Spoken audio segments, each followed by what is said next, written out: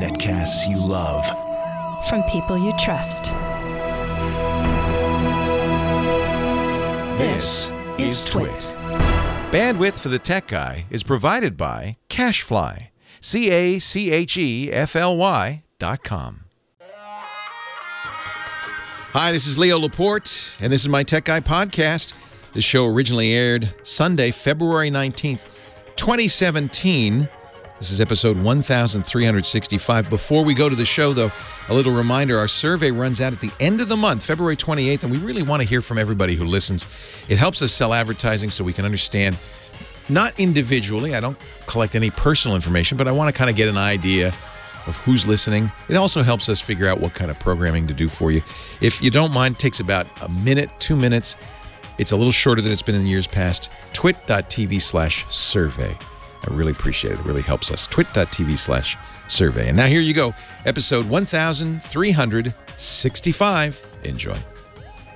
The Tech Guy podcast is brought to you by Texture. Access the world's most popular magazines anytime, anywhere, using your smartphone or tablet. Try it free for 14 days at texture.com/twit. Well, hey, how are you? Good to see you. Leo Laporte here. I'm the Tech Guy. It's time to talk about technology, the internet, home theater, computers, the internet, home theater. What else? Oh, digital photography. Chris Marquardt will join us, our photo guru, a little later on, about an hour and a half from right now. We talk all those new things, too, that are changing the world, you know, like the Amazon Echo and, you know, the voice interface to your computer, and virtual reality and augmented reality. That's the hot new hotness. I think I can't decide if I think we're pretty ADD. I think that's the problem.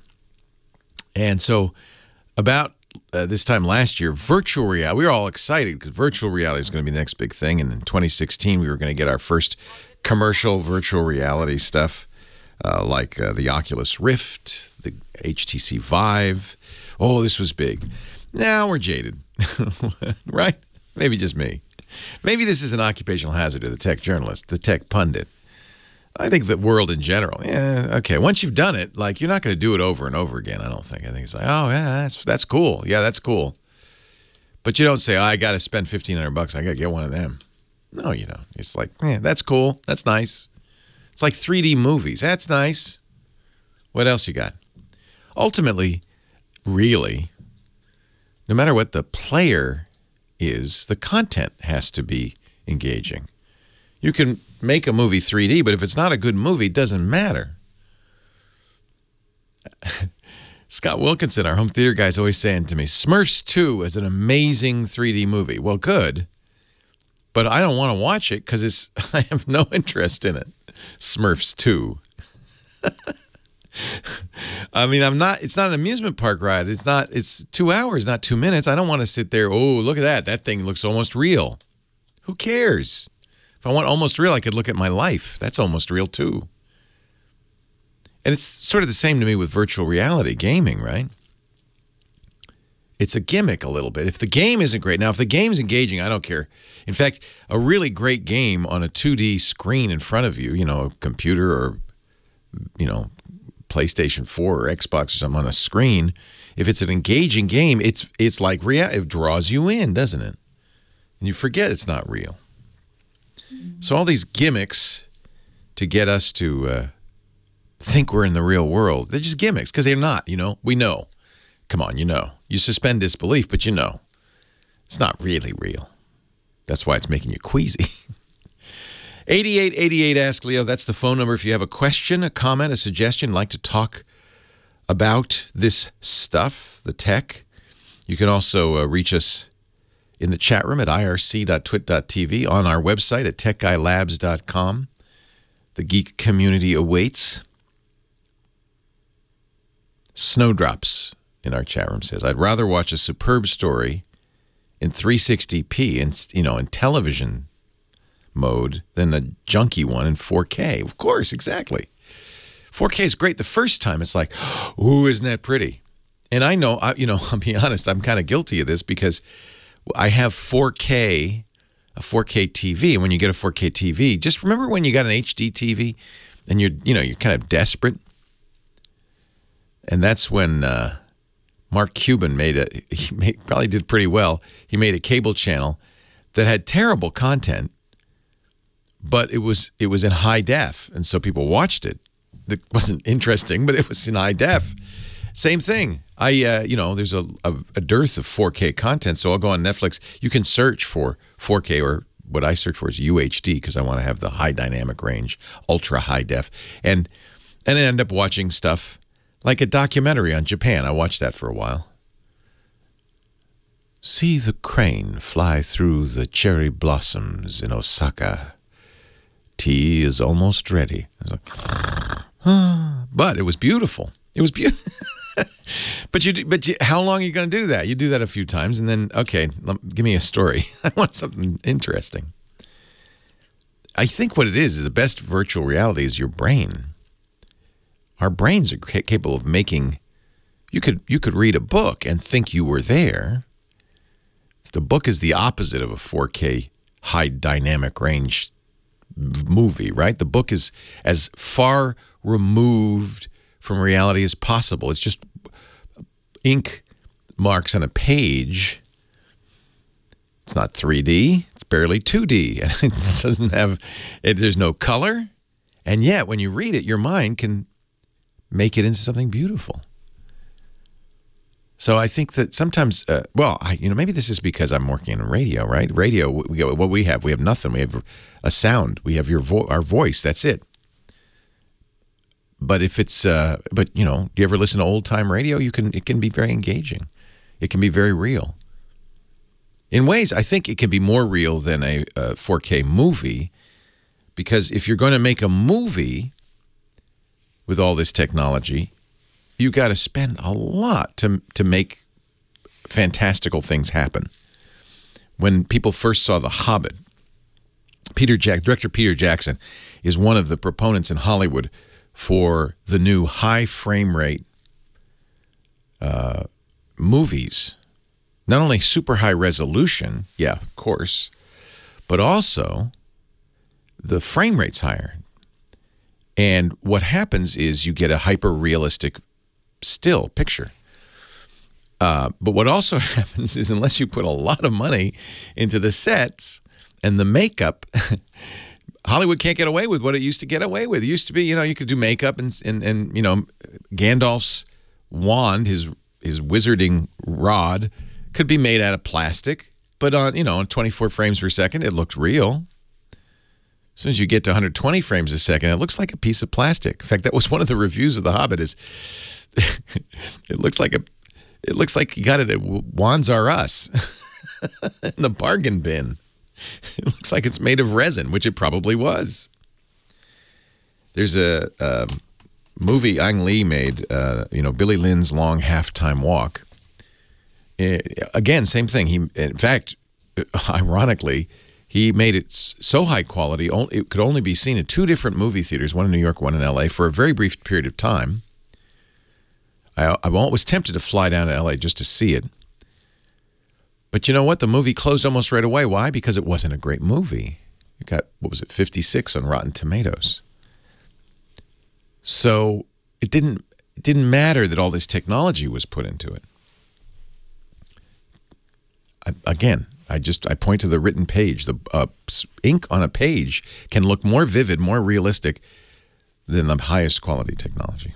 I guess I shouldn't be arguing against technology in a tech show, should I?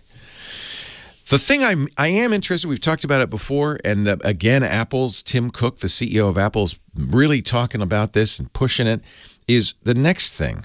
Since we're already bored of the current thing, virtual reality, what about augmented reality, or sometimes they call it mixed reality?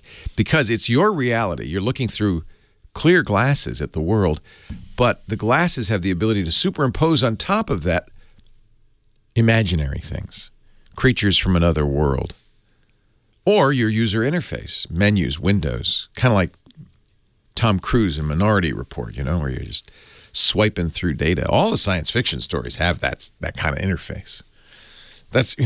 I think one should not underplay the influence of science fiction on Silicon Valley, on science in general. A lot of times we're trying to invent the things we read about as kids in science fiction, and that's one of them. We'll see. We'll see. My friend Robert Scoble, who's a ardent evangelist for virtual and augmented reality, says Apple's next big thing this year will be some sort of augmented reality device. We will see. And, maybe it'll be another one of those squirrel. We'll get all excited, ADD things, and then boom, we've moved on. Or maybe this time they'll put some really good content, really exciting stuff behind it, and it'll be really great. 8888 Ask Leo. That's the phone number. Let's go to the phones. Enough of me. What about you? Leo Laporte, the tech guy. You're out. Good morning, Leo. Good morning, Michael. How's it going? It's wonderful. How are you? Doing all right. Got my Soylent in hand and ready to enjoy a lovely day. How do you like that stuff? I'm the only one in the world who likes it. Epsom. Okay. I think I've gotten addicted to it. I read a couple of things online about it before they were kind of selling them in multiple places. Yeah, I mean, it was one of those Silicon Valley things. Can we make I always had this thing that there should be people chow, because you can make food for animals that's a complete nutriment, not very interesting, but the animal can live on it. And I always thought, boy, it'd be nice if there were people chow, so I could just eat exactly the right things in just the right amount and not have to think about it anymore. And that's, I think, the closest this is supposedly people chow. We'll see. Right. And this is the one with it's got coffee in it and L-theanine as well as the nutriments. So it makes it tasty, I think. People complain it tastes like chalk, which the plain one kind of does. But the good news is they've solved the diarrhea problem.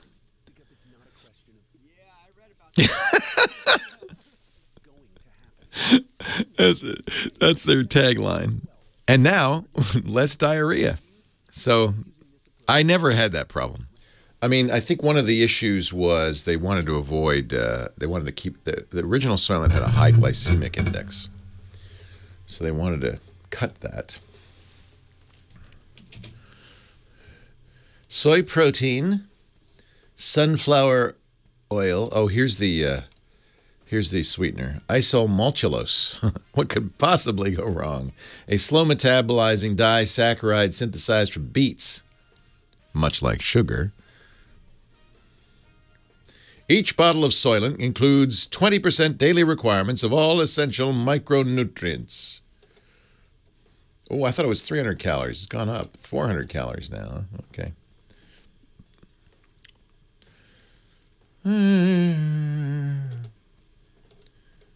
They don't say sugars. Let's see these sugars. 36 grams of carb, but 9 grams of sugar. So I don't understand that. Leo Laporte, the tech guy. 8888. Ask Leo, the phone number. Now, when you call that number, a lovely person is going to answer. There she is, Kim Schaffer, the phone ranger. Hello, Kim. Good morning. Good morning. Are you a little soggy? We've been damp. I'm sick of it. Yeah. I'm sick of not being able to leave the house. It's so ironic because, of course, we've been suffering for 7 years from drought and complaining mightily about it. Mm-hmm. And then it rains. And now we can't wait for it to And those people down south are getting a little taste of it right now, too. Yeah. It's not just us. Yeah, and then the dams break. And oh, God, yeah. We can't have any rain. Oy vey. We've got too much. So you I see you've been answering the phones. I see a number of calls. Who should I start with here? Well, Greg in L.A., and he has a little issue that we all have with Apple taking things away. Apple taking things Making away. things go away from their products. Oh, Apple. Oh, Apple. You're just so Apple. Thank you, Kim. Hello, Greg. Leo Laporte, the tech guy. Good morning, Leo. Good morning. Been following you for years. Love your shows ever since Screensavers. Thank you for everything you do. Man, I've been doing this a long time. Yes, you have. But I like it. I like it. It's fun to watch things change, you know? It is. It is. I've been using Mac since the early days, the Mac, the original one, and I'm sort of the designated IT person at my small company. And we bought some of these new MacBook Pros with the magical touch bar and all the new swanky features. How's the reaction been to those? I'm getting problems with them because we loaded them up with RAM, so they have a lot of RAM in them, 32 gigs and terabyte. Wait a minute. Storage. How did you do that? I thought they were limited to 16. I believe the new ones are 32. Anyway, it's maxed out. And we're using it for some kind of heavy-duty 3D scanning applications and stuff. So we take them to trade shows and demo them, and my salespeople can't figure out how to turn them on and off. That sounds like a basic problem, but it's a basic thing that they took away the chime cord, so when you press the button, nothing happens. Yeah. You press it, and it's a black screen. Yeah. And it takes 15 seconds or so to complete the memory test. So you're just staring at it, wondering, Frustrating. is it on? Yeah. And they press it again, and sometimes they get frustrated and press and hold the button and then turn it back off. And because they don't know what happened. Yeah. Right. There's no feedback. You're saying that chime, they're like Pavlov's dogs, but instead of salivating, they just sit there patiently when they hear that chime. Right. And there also used to be a little LED on the front that would glow when it was on. They took that away. So you can't tell when the lid's closed if it's sleeping or you shut it down. This is very Apple. That's so Apple because their position is you shouldn't even be thinking about that. Well, their position is that just don't worry, let go and let Apple. We know what we're doing, and users should just, all they should really do is close the lid and open the lid, and everything else will take care of.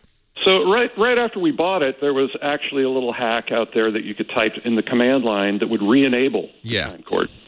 And then with the next software update, they took that away. Did they take that away, the NVRAM hack? Yes, they did. You're kidding. No. So I'm just wondering if anybody in the chat room or anybody else has any new ideas. Because I was all about to say, in a very smug voice, if you go to terminal, you can turn it back on. Yeah, we been there, done that, but it doesn't work anymore. They broke it, yes. So we're frustrated. If anybody has any ideas, I don't know why they don't just put, they've got this touch bar. They could probably reprogram that to turn a little green dot on in the corner when you press the button. Why do you? So you instruct your employees to turn off their laptops? Well, we have to because if you go to a trade show or something and you use it and then you just put it to sleep, it may be 2 or 3 days before anybody ever uses that machine again, and it will go into a coma. Right. So, right. No, and there are other reasons. Nowadays, if you travel overseas, it's my strong recommendation that you turn off all electronics before you try to get back into the U.S. Because otherwise they'll open up the laptop and suck all the data out of it, or they at least have the right to do that. So there's nothing on these. These are. I know, but it annoys me. It's like, I'm sorry, that's my stuff. Well, but they have the right to go through my bags too, so that's the rationale. It's just part of the re-entry process. Well, anyway, there are good reasons to turn it off. I never turn mine off ever, but I always use it every day, right? Right. So there was a command. It's a terminal command. You have to do it as root, so you'll have to use the sudo command, and the command is NVRAM, which is the non-volatile RAM, and you're actually that's a program that will let you set parameters in it, and in this case the parameter is boot audio, capital B, capital A, boot audio equals, and then you're going to do true, but because it understands hex, you do %01, or I guess that's octal, %01, which is the same as 1, and that supposedly, I haven't done it on my new MacBook Pro, turns the chime on. But you're saying now with an update, that no longer works. Wow. It used to work. Well, it's just like they took Why would they do that? That's I can understand them saying by default we're not going to do the chime, but I don't understand them eliminating a way that you can turn it on. Wow. Well, I hope somebody from Apple is listening, and yeah, I hope so too. There is a good reason. I hope so too, and I'm going to check around and see if there's a new way to do it. I'll play with my Mac at home. Let me ask you about the Touch Bar. Do your your users like it or dislike it, or do they care? We don't care. I mean, you're paying extra. That's $100 extra right there. Half the time these machines are booted into Windows 10, and which doesn't do anything. Yeah. It could have been the regular function keys. We don't care about that. Right. But we did need the faster graphics processor. Yeah. Well, that's the reason. This is where you're caught between a rock and a hard place. I would prefer to stick with the old style. In fact, they make one with the old style, but it's too slow. If you want the fastest processors, the most RAM, the fastest hard drives, the biggest hard drives, you have to get one with a touch bar. The good thing about the touch bar is Touch ID, and I don't know if you guys use that or care about that or not. We don't really use it. Yeah. I mean, it's a nice feature to have if it's a personal machine and you have mail and things on it, but we don't use it that way. Yeah. But it is, we don't have the problem that you've reported where you accidentally touch things on it. Yeah, I had to. Yeah. So the upper left-hand corner, by default, is Siri and then the notifications panel, and it's right below the delete button. And I make a lot of mistakes. That's just me. Yeah, so I hit delete a lot, and it's not like I'm missing the delete button and hitting that other button, but if a little tiniest bit of your finger should just by chance, while the meat of my pinky is on the delete button, the littlest tiniest part should briefly swipe the Siri thing. It wakes up and says, "Yeah, what do you want?" "Hello." And it's like I'm in the middle of doing something, so I find it very annoying. But nevertheless, this is something we suffer with. I will, chat room and I will both look for a way to re-enable the chime. I thought that NVRAM command would work. That's a little disappointing. But let me check for you. Hey, thanks for the call, Greg. Leo Laporte, the tech guy. Leo Laporte, the tech guy, said something to the last caller that I think raised some questions, at least in the chat room. We were talking about turning off your computer. I said, well, why would you turn off your computer except maybe when you're coming back in the United States? And people said, what, huh?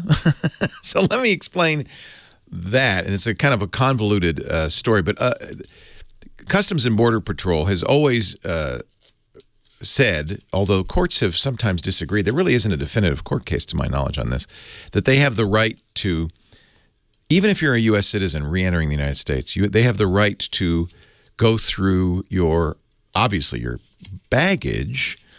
Nobody disputes that. But they also have the right to go through your electronic devices, including your laptop, your phone, and in at least some cases, remove or suck all the data off your phone for later analysis. They have the capability to do that. They have also, lately, ever since the executive order of last month, they've said that they also have the right to get the passwords to your social media accounts so they can look at what you've said on social media. Now, I understand that the point of this is really to ferret out terrorists on their way into the country. We can debate whether the merits of that, but if you wish to preserve your privacy, there's only a few things you can do. If your computer and your phone are protected only by a fingerprint, in other words, they're on and a fingerprint will unlock it, most courts so far, although there are some dissenting opinions, but most courts so far have said demanding a fingerprint is the equivalent of demanding a fingerprint when you get arrested. They take your fingerprints. It's no more incriminating than that, or giving up a hair for a DNA analysis. It's not. It doesn't infringe on your right against self-incrimination. The Fifth Amendment. According to the Constitution, we have a right not to self-incriminate. And the courts have usually held, again, there's debate on this, the courts aren't 100% and unanimous about it, but most cases they've held that a password is protected. In other words, law enforcement can't be compelled or can't compel you to give up something you know in your head. They can't read your mind. They can't force you to divulge the contents of your mind. That's been traditionally held off limits. That's protected by the Fifth Amendment. So they can ask for something you have, like your fingerprint, but they can't ask for something you know. If you turn off your computer or turn off your phone and you've protected it with a password or even a 4-digit PIN, the theory is that they can't compel you to give up that PIN or the password. So that would protect your devices. So that's the rationale some use for turning off their devices. Certainly I will do this. I will always do this. Turn off the devices before we come into the country. And then, by the way, being a U.S. citizen does not protect you in this regard. You are still subject to this kind of search if they decide. And the courts have also debated whether there should be probable cause or it could just be done at random, that kind of thing. I prefer not to have strangers go through my cell phone, personally. Now, what they can do, and they apparently have been doing, is detain you. Last week, a U.S. citizen who works at NASA, of all things, was asked to give up his cell phone for search by the Customs and Border Patrol. He was re-entering the United States. Had been to some races in South America, some car racing in South America. Was coming back to the United States. He was a U.S. citizen, born in the U.S., worked for NASA, in fact, had a phone that wasn't even owned by him, but was owned by the JPL, the Jet Propulsion Laboratory, a secure government installation, and he had been told by the JPL folks that, keep this phone secure because this, this is our property and it should be secure. So when Customs and Border Patrol said to him, you must unlock your phone so we can examine the contents, at first he said, well, I can't. I can, but I shouldn't. This is a JPL phone. I'm a U.S. citizen. What are you doing? I understand that apparently what the Electronic Frontier Foundation, the ACLU, and others are saying is, well, at that point you should call a lawyer because you do have the right not to unlock it, but you may be detained anyway. It is legal for them to detain you for a period of time. And I think most people, myself included, confronted with that might say, well, I just want to get in the U.S. There's nothing on the phone. Okay. And that's what this NASA scientist did. He said, fine. They took the phone, came back with it half an hour later. He is under the presumption that they actually used a device. There are several, but there's probably one made by an Israeli company called Cellbrite that you plug into the phone and it literally copies the contents of the phone. They have his entire life. They took it all and can do anything they want with it now. He, of course, when he got back, the reason I know about this is because he went on to Facebook and said, I can't use Facebook anymore, can't use any of this stuff anymore because my phone's been compromised. I'm bringing this to the security folks at JPL. He said the security folks at JPL were very upset. He said, there's nothing on here, but nevertheless, this is, a government phone. Anyway, the upshot is they may say to you, yeah, even if you've turned off your stuff, okay, turn it on and give me the password. And it was, I guess, up to you whether you decide to fight for your rights, because you apparently, I think it's understood, you don't have to give them the password. You're protected by the Fifth Amendment. But you may spend some time cooling your heels in airport jail, which doesn't sound fun. Very complicated. And the courts have yet to really, I think this is going to have to be ruled on by the courts. I think if you turn your stuff off, there's a higher likelihood you won't be asked to turn it on and give them the password. But I could be wrong. It might be a red flag. Who knows? Who knows these days? 8888, Ask Leo. Johnny's in Pasadena. He's our next caller. Hi, Johnny. Hi, Leo. Long time, first time. Thank you. Going Welcome. back to the ZDTV days. That's the Wayback Machine. Yeah. What can I do for you? Yeah, I'm having problems accessing Gmail, and I'm using Windows Vista. I'm able to access it at the library because they're using Windows 8. So I was just wondering if there's any relationship there. And what happens when you try to go to Gmail? I get a 502 bad gateway error, and underneath the 502 bad gateway, there's it's a lowercase NGINX/1.6.1. So Nginx is the web server.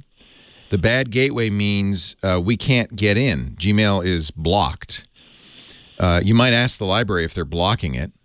The library may also be doing some little tricky stuff. Some places do this. You're on somebody else's internet, and what they may be doing is something called proxying, making you go through their server to Gmail. If Gmail sees that, it will probably block you because... No. I am able to get to my Gmail through the computer at the library, but... Oh, not at home. Not at home. Not on my desktop. Now, well, that's completely different. Right. And now the only difference that I can see is in my desktop at home, I'm running Windows Vista, and Google no longer supports Windows. First thing to do is check the date and time on your computer at home. Make sure that your clock is working. Sometimes older computers, with the battery goes, the clock goes, and if the clock's wrong, your certificates will appear out of date and insecure. That would be the first thing I'd look at. Remember, Vista is now unsupported, so you're on a pretty old operating system. Leo Laporte, the tech guy. You're out.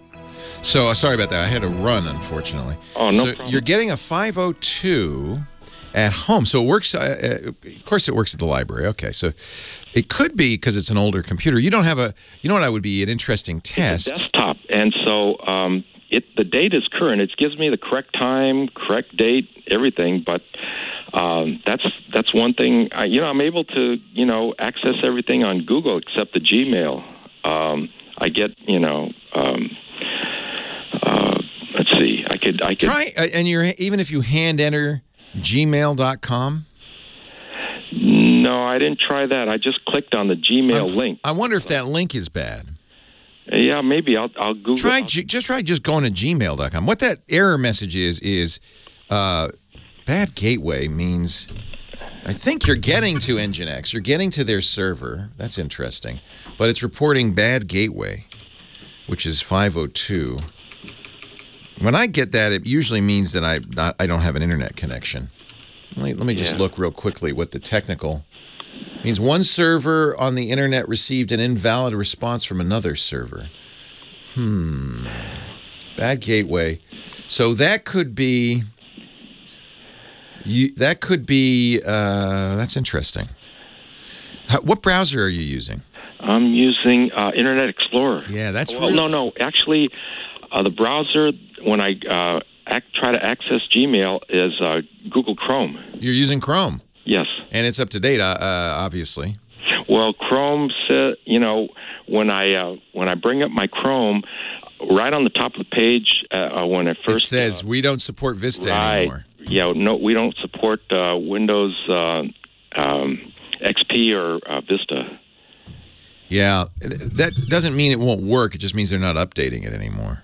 Yeah, right. And it would behoove you at some point, if you could, to get to at least Windows 7. Right. I understand money's an issue, and nobody wants to spend $110 to get a new operating system that does exactly the same thing as the old one. But that's an interesting issue. When I get this, and I've gotten it, usually means I have no internet. But you obviously have internet. Yeah. You've rebooted the machine. Yeah, everything. Yeah.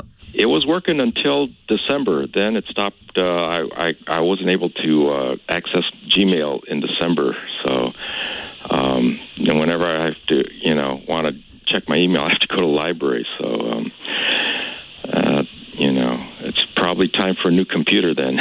Yeah, or what you could do is get a free operating system, Linux, and put it on the Vista machine. It'll run quite well.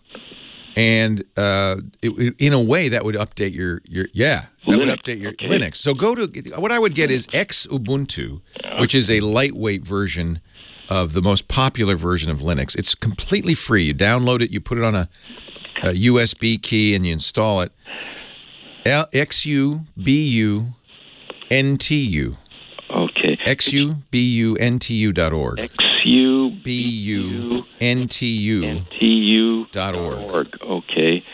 And you know what? It's interesting. I tried to access Gmail through Firefox and through same thing. Internet Explorer. Same thing. Same thing. Same 502 gateway error. Try just typing gmail.com in the browser bar just to make sure that it's not a bad link. On the browser bar. Where the thing where you type in addresses.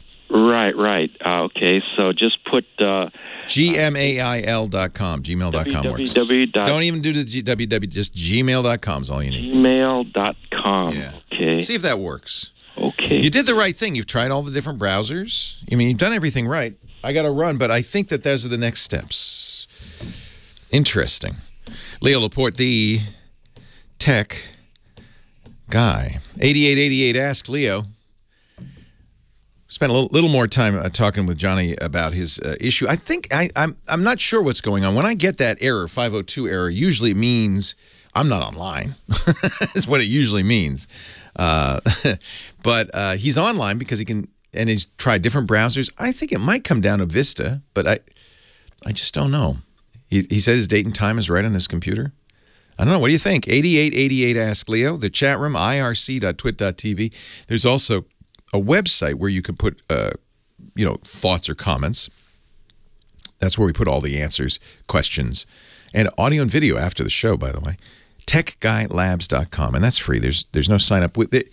For leaving a comment, you have to create actually just use your Google account or your Facebook account or your Twitter account, just so that we eliminate spam. That's all. I don't collect that information. TechGuyLabs.com. Cynthia is in Burbank. Hi, Cynthia. Leo Laporte, the tech guy.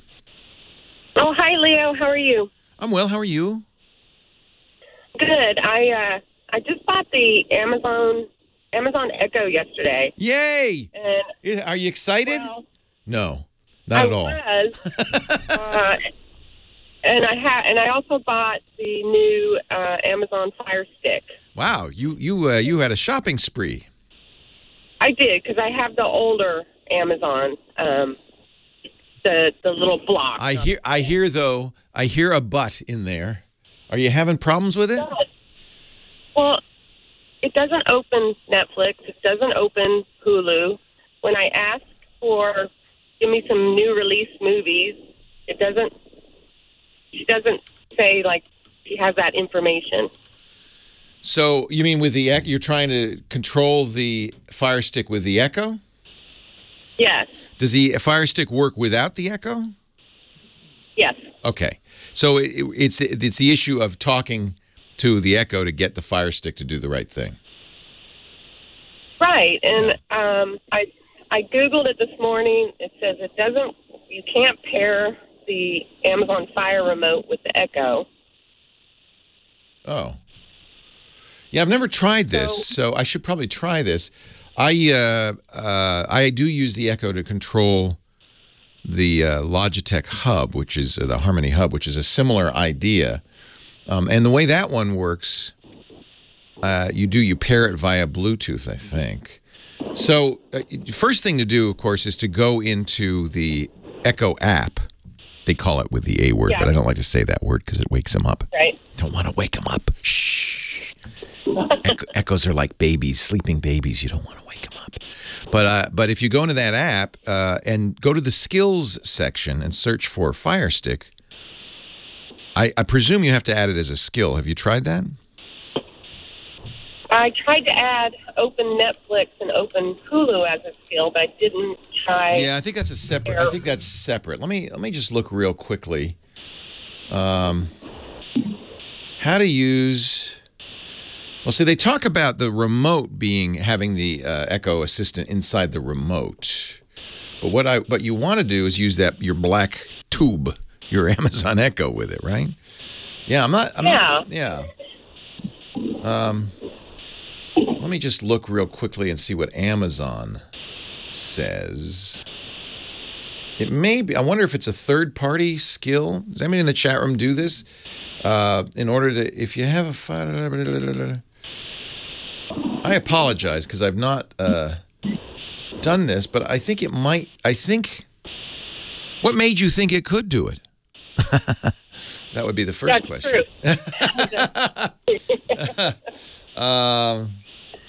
I'm wondering if maybe I should go back to. The reason that they say the Amazon Fire Stick with the A word or with Echo is because that's in the remote. Yeah. You could talk to the remote. So you don't really need the Echo to do that. You just press the mic button on the remote and say, "Open Netflix." Yeah. I think maybe I need to return the Echo. I think you may not need the Echo, is what I'm saying. Is that the only reason you got the Echo? Yeah, and basically the Echo seems to be a $180 theory. Yeah, so I like the Echo, but, you know, if that was the only reason that you wanted it, just press the button on the remote and you can talk to it. Yeah. And now it does say that there is a Echo skill. I'm looking here. It's only on the newer Fire Stick, but you just got it, so you have a newer Fire Stick. Uh-huh. And it said with the A word. Yeah. On the box. Work with the A word. Yeah, but that works with the A word on the box because that's in the remote. The A word's in the remote. But let me see. But so it would be nice to do it completely hands-free, though, right? Because you have to pick up the remote, press the button, and then ask for Netflix. That was the whole purpose. Yeah. I'm going to have to do some research here and see if... Yeah, that's the one where somebody's saying, oh, yeah, Gary Busey. Remember the ads where Gary Busey was talking to his TV? But he was doing that into the remote. He was talking into the remote. Before you can, the Echo, I'm looking at an article. There's got to be, so the thing is, here's what I would do. I can't for sure say this will work, but this is how it would work if it did, is to go into the Echo app and go to the skills section. You know, in settings, there's skills. And this is how we add capabilities to the Echo, and search for Fire Stick. Okay. And see if there's a Fire Stick skill. Okay, I'll try that. Yeah, because before you box it back up and send it back. Yeah. And by the way, for future reference, rather than getting the $189 black tube, my recommendation when you're going to get an Echo is get the $50 Dot. It does everything it does everything the black tube does. It just doesn't have the bigger speaker on it. But you can connect it to a speaker. I'm sure you have speakers lying around. You can connect it to a powered speaker. It has a little speaker, which is enough for many people. And if all you wanted to do was, for instance, turn on the TV, it would do all of that for $50 instead of $180. Okay. All right. And I'm going to look into this and see if we can figure this out. Because, and nobody in the chat room seems to have tried this either. I have a Fire Stick at home. You do have to have the Fire Stick version 5.05 software, the update on that. But if you have that, operating system, the version 5.05 operating system or later, supposedly you can do it with an Echo. I'll have to just check into it and see. I have a Fire Stick and I just don't use it because I have so many. How many ways does one have to watch Netflix after all, right? How many do you need? I can watch it on my TV. I can watch it on my Roku. I can watch it on my Apple TV. I can watch it on my Shield. Dr. Seuss should write a poem. I wish he could. Take a break for the news at the top of the hour. Chris Marquardt, our photo guy, coming up in about half an hour. Lots more of your questions, too. Lots more of my answers, I hope. Leo Laporte, the tech guy.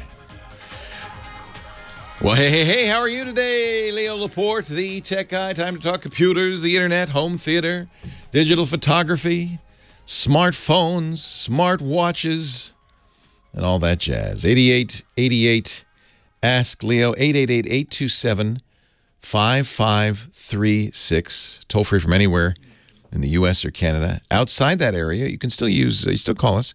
Just use Skype out or some sort of VoIP solution that lets you call regular phone numbers. Shouldn't cost you anything because it's a toll-free number.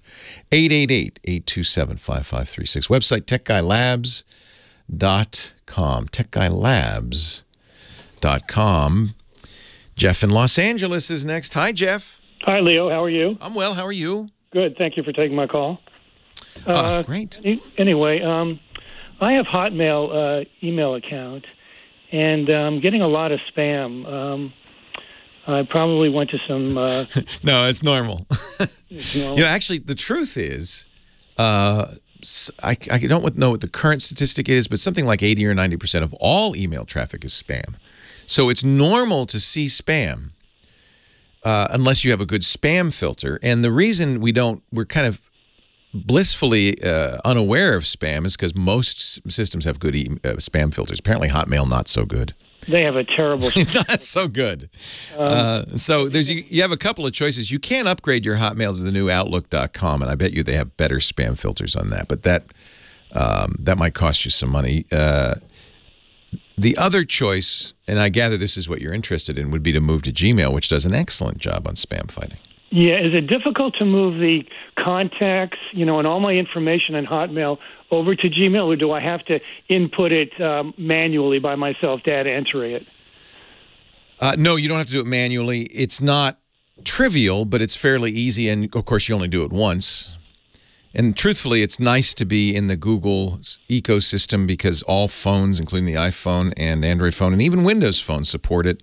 So once you get your calendar, address book, and email into Google, you're kind of in the majority user case, right? So it's best supported. Easy to do.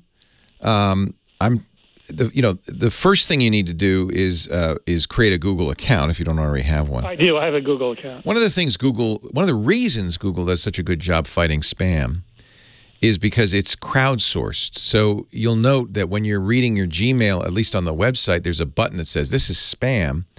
And there's so many Google Mail users now that when they, I shouldn't say the G word, my phone just woke up.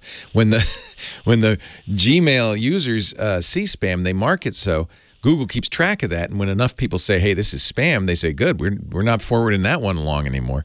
So they're nearly 100% effective in my experience. If I used to use a commercial anti-spam service filtering my email, I stopped. I didn't need it anymore because Google does such a good job. So I, in fact, mostly use Gmail as a spam filter and then use another service to hold my mail and to access it.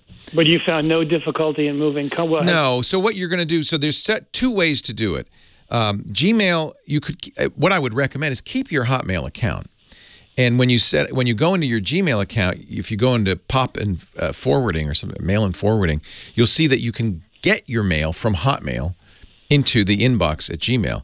When it does that, by the way, it'll filter out spam immediately. So you won't see that spam at all. And then just access your mail through Gmail.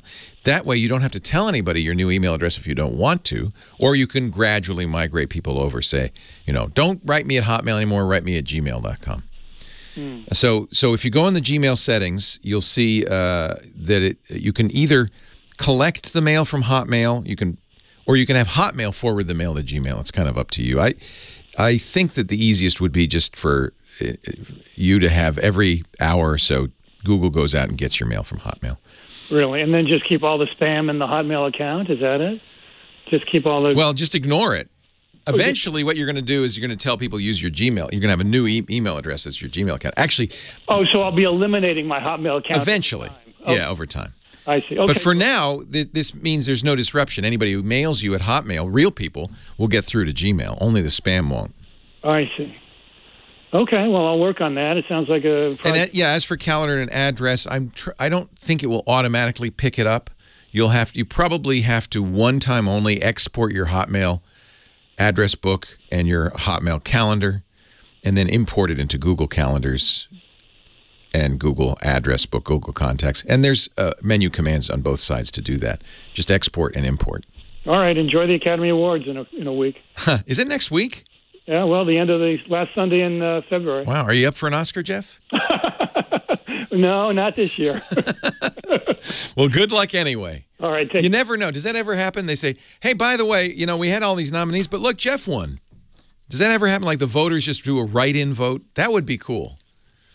I did interview one of the nominees for a short. It's called Pearl. It's really interesting because it's a virtual reality short.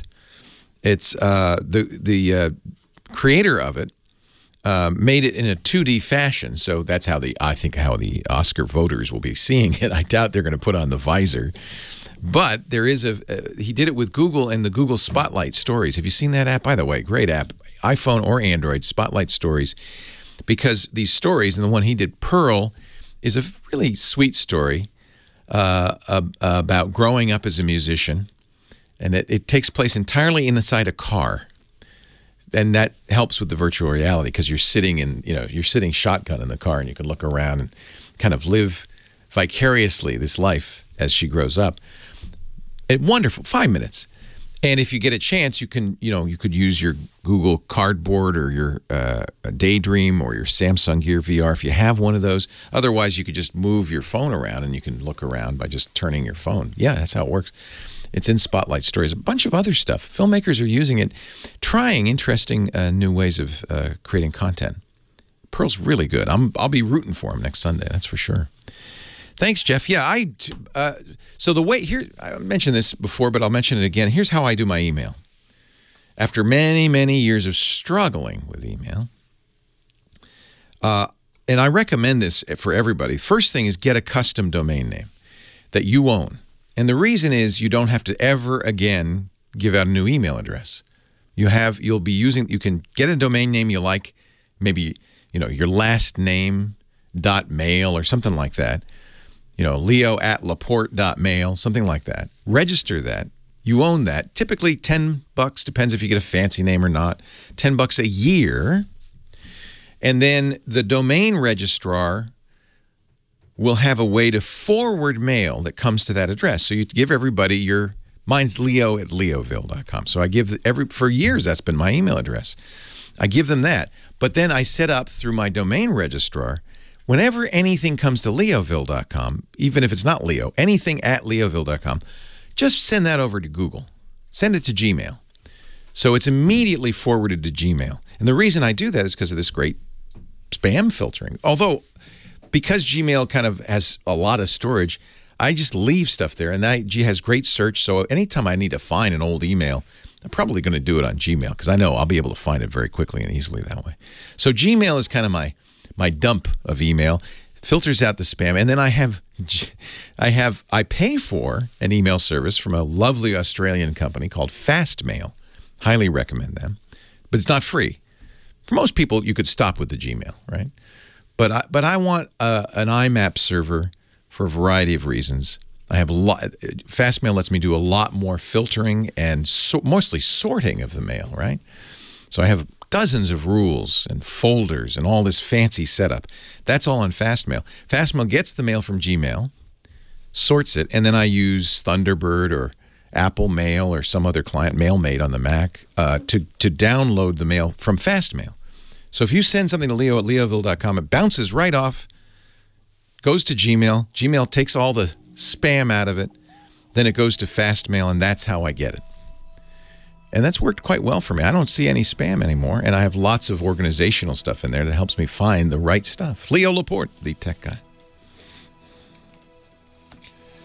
You're out. Thank you.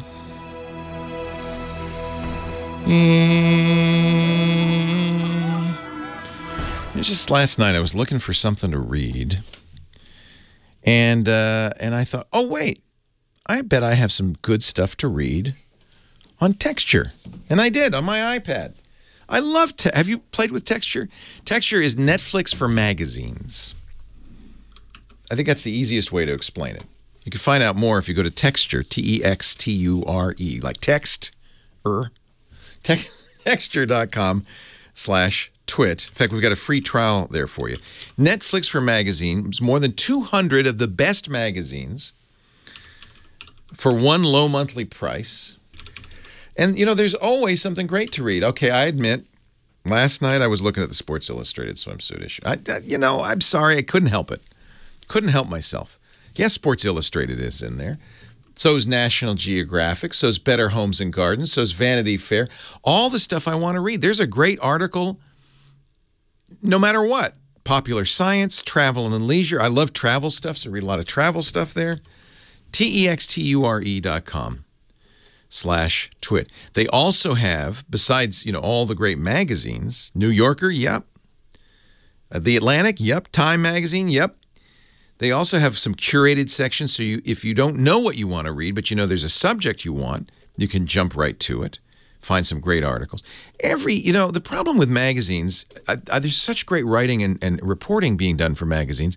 Wired, Kevin Kelly's stuff in Wired, but I don't want to subscribe and have the guilt, right, of piles of magazines or the clutter on my coffee table. And, I'm not going to go out and buy a single issue because that'll add up.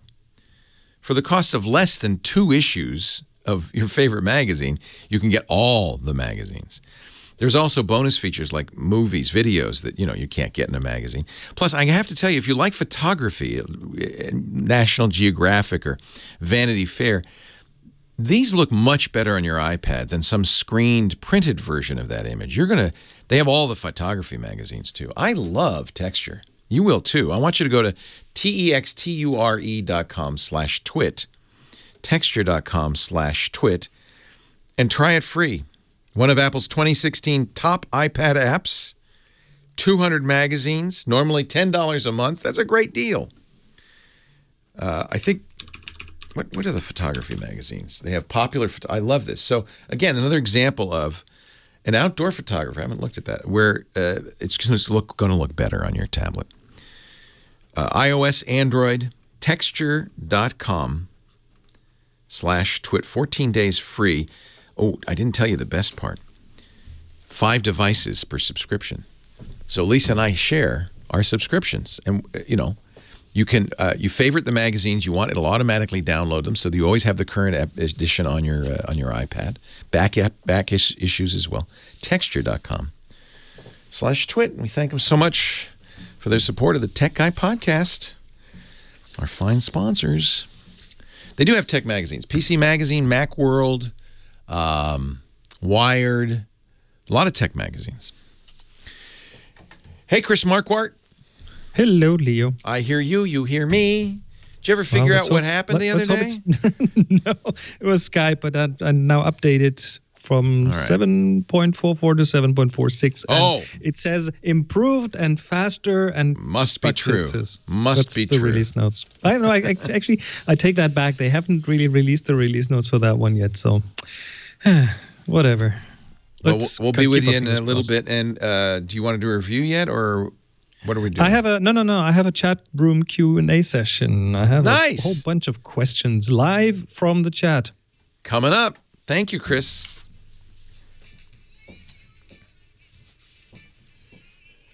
Leo Laporte, the tech guy. 8888 Ask Leo. The phone number. Mike in Wichita. Hi, Mike. Leo Laporte. Hey, Leo. How are you today? Doing very well. Great. What can I do for you? I'm in of building what is probably going to be my forever home. And I have the ability to run data cabling throughout the house. And what I'm wondering is, where am I going to get the most bang for my buck? And what can I do to future-proof it as much as possible? Should I run Category 6, 6A, or even 7? Well, it's funny because I've been answering this question for at least 20 years. And the answer, so the question to ask is, well, did the answer you give 20 years ago, did that suit? No. You know why? Wi-Fi suddenly popped up, and I've been telling all these people, it's a lot of money to put cabling in there. Get the cabling, and then everybody said, oh, I'm just going to go wireless. I don't need anything. So the problem is you don't really know. I mean, you may, in 10 years or 20 years, you may say, oh, I really wish I'd put fiber optic cable in there, right? You don't know. So my advice is put conduit in. Put tubes in that you can draw cable through so that in 10 years, when fiber optic replaces copper, you go, oh, yeah, it's time, and you just thread it right through. So that's the first thing I would suggest. Don't just put wires in there. Put a tube in there. Put conduit in there. And make sure your conduit is obviously big enough to accommodate a variety of wiring. Cat 6, so if you look at the different categories, we used to, probably 20 years ago, I said, put Cat 5 in there. You'll never need more than 10 megabits a second, right? Wrong. Cat 5e, 100 megabits. Cat 6, Cat 6e. We have cabling in our studio, and I wish I could say it's our forever studio, but I hope it's our forever studio. We spent enough money building it. It's capable of 10 gigabits. I can actually copy a gigabyte a second, right? It's 6A, and that's the pink stuff. I don't know why it's pink. I think you have choices. Pink is SDI? Oh, okay. Blue. It's blue. Okay. John Slanina, my studio engineer, 6A.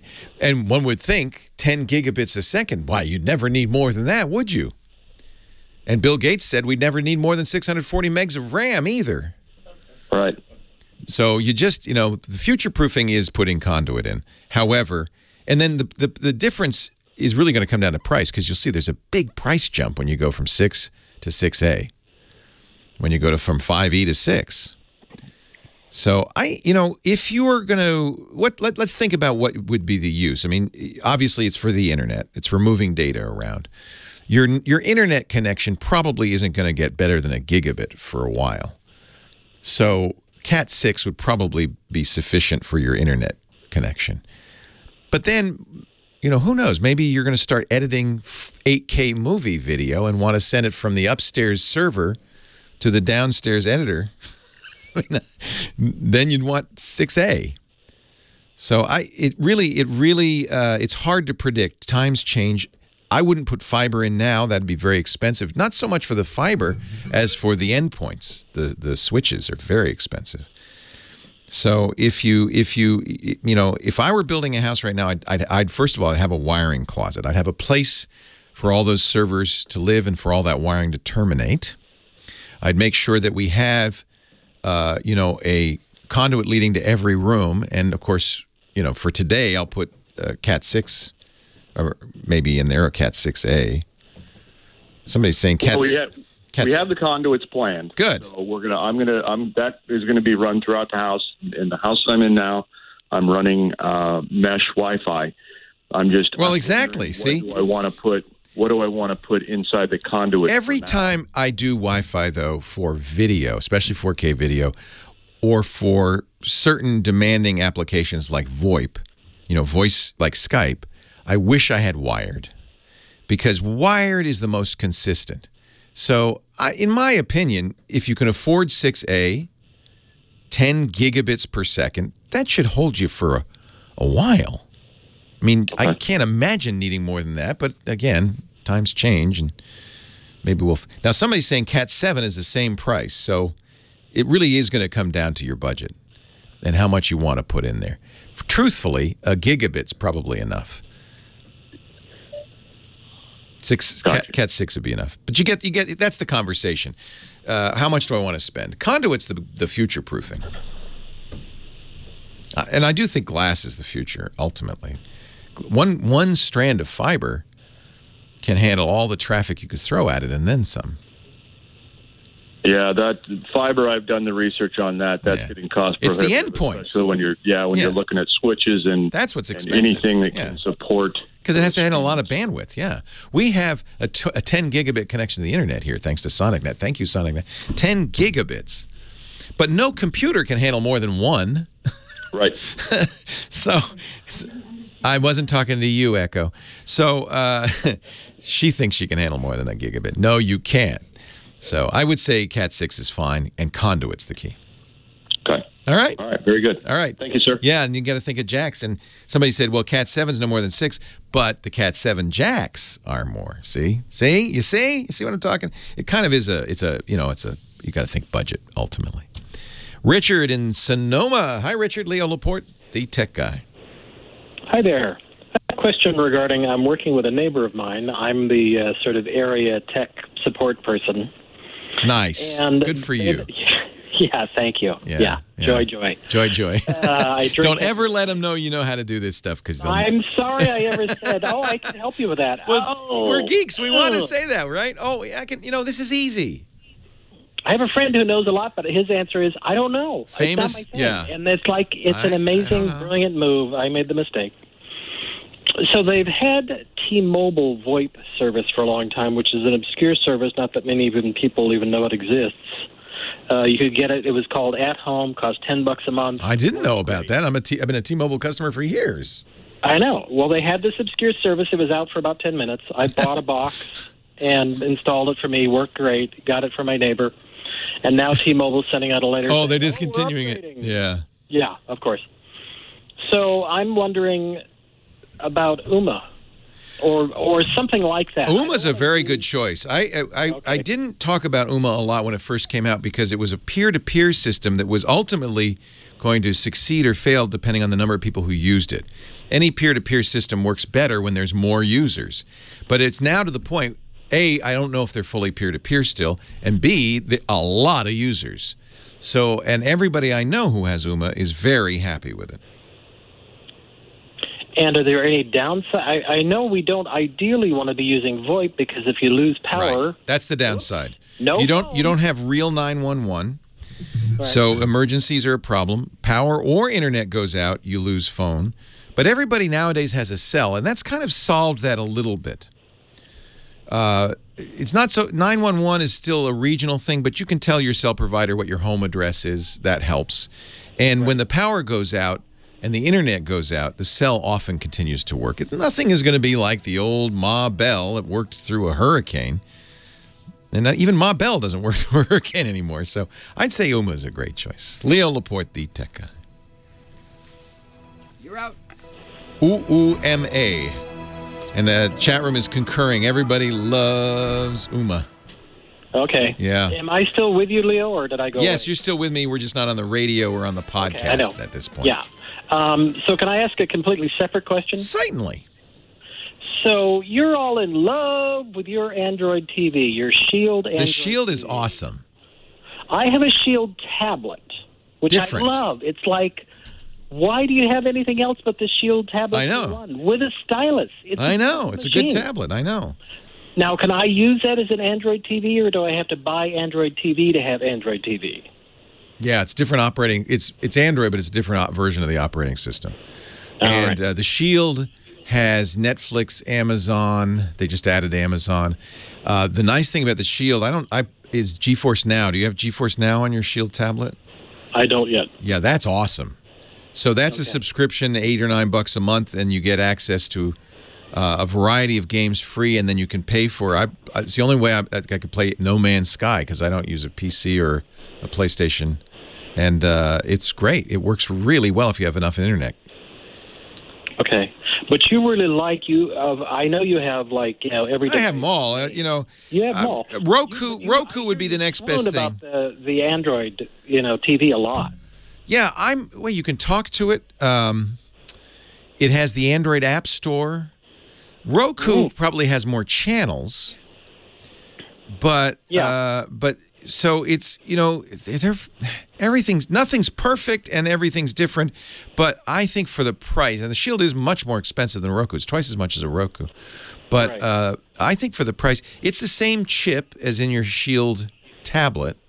Okay. Is it the K1 or the X1? I can't remember what they put in there, but I think it's K1. I think the K1. K1. I think it's the same chip, which means it's suitable for gaming, certainly big screen gaming anyway.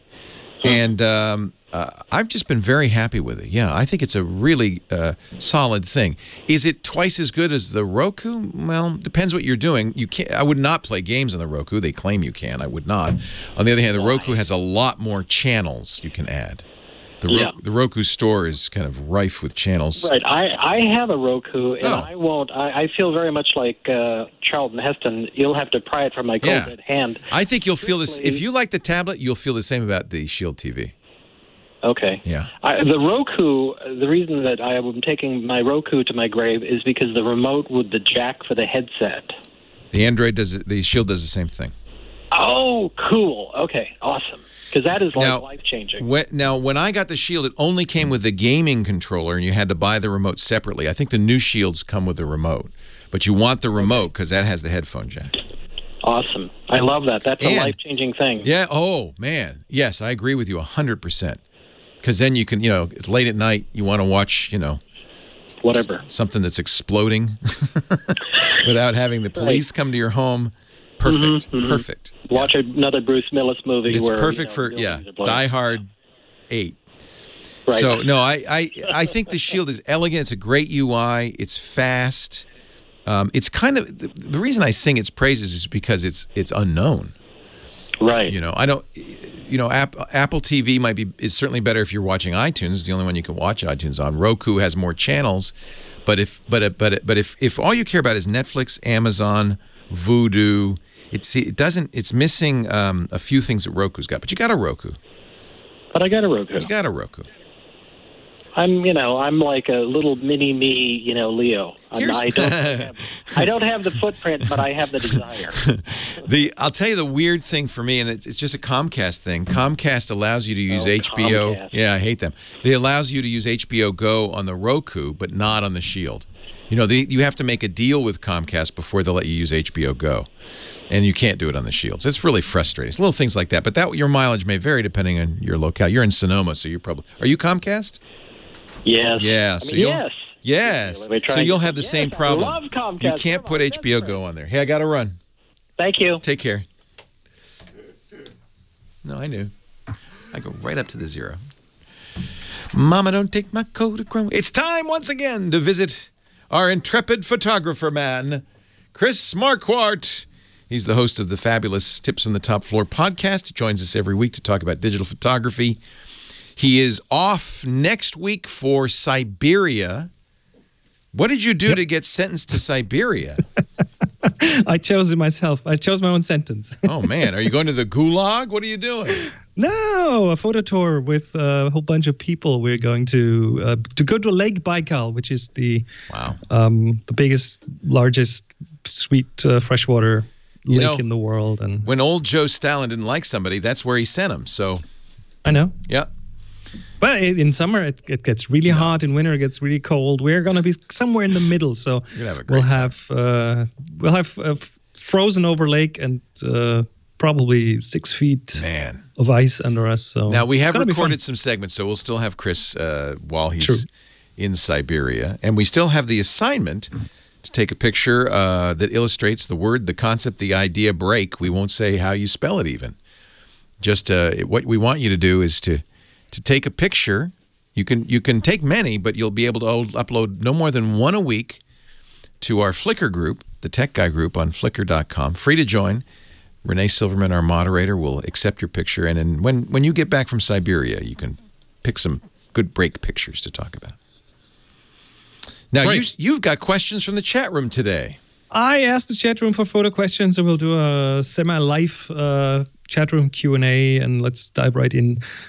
User Sky asks, any tips on taking apart a compact camera to clean dirt from the inside of the lenses? Yikes! So there's a lot going on in that camera, in small cameras, and it's kind of, I mean, you have to be good, and you have to probably try to get a repair manual and have very small tools and very good eyesight and practice a lot. I mean, that's kind of the thing. I can take things apart, no problem. It's putting them back together. I mean, the question is, does it show on the photos? Is there any dust spots on the photos, or does it just bother your OCD? Because seeing that dust speck in there doesn't necessarily mean that it will show in a photo. So my general advice for any camera is bring it to the service. Bring it to if you have a good camera dealer, they'll send it back to the manufacturer. Always the best way to clean. Right. Mick asks, what are good standard settings on a digital SLR for shooting sunscapes? Sunset and sunrises are washed out. Same for moonshots. So for sunsets in general, I often trust the automatic exposure settings of the camera because it does a fairly good job. If you shoot right into the sun, then that will usually work. Moonshots are a bit more of a problem because the camera sees all the dark in the sky and tries to make it brighter, and that ends up with washed out shots. Google the Looney 11, LOONEY 11. That's a rule that you can apply to get the exposure right for moonshots if you want to do manual exposure there. You'd have to be crazy to do that. Looney, yeah. Looney. Martin on Twitter asks, what's the point of pancake lenses? Now, if you haven't heard of pancake lenses, it's nothing to do with food photography. They're just very short barrel lenses. They're much smaller than regular lenses, and that's kind of the main point of them. They are smaller, they're lighter.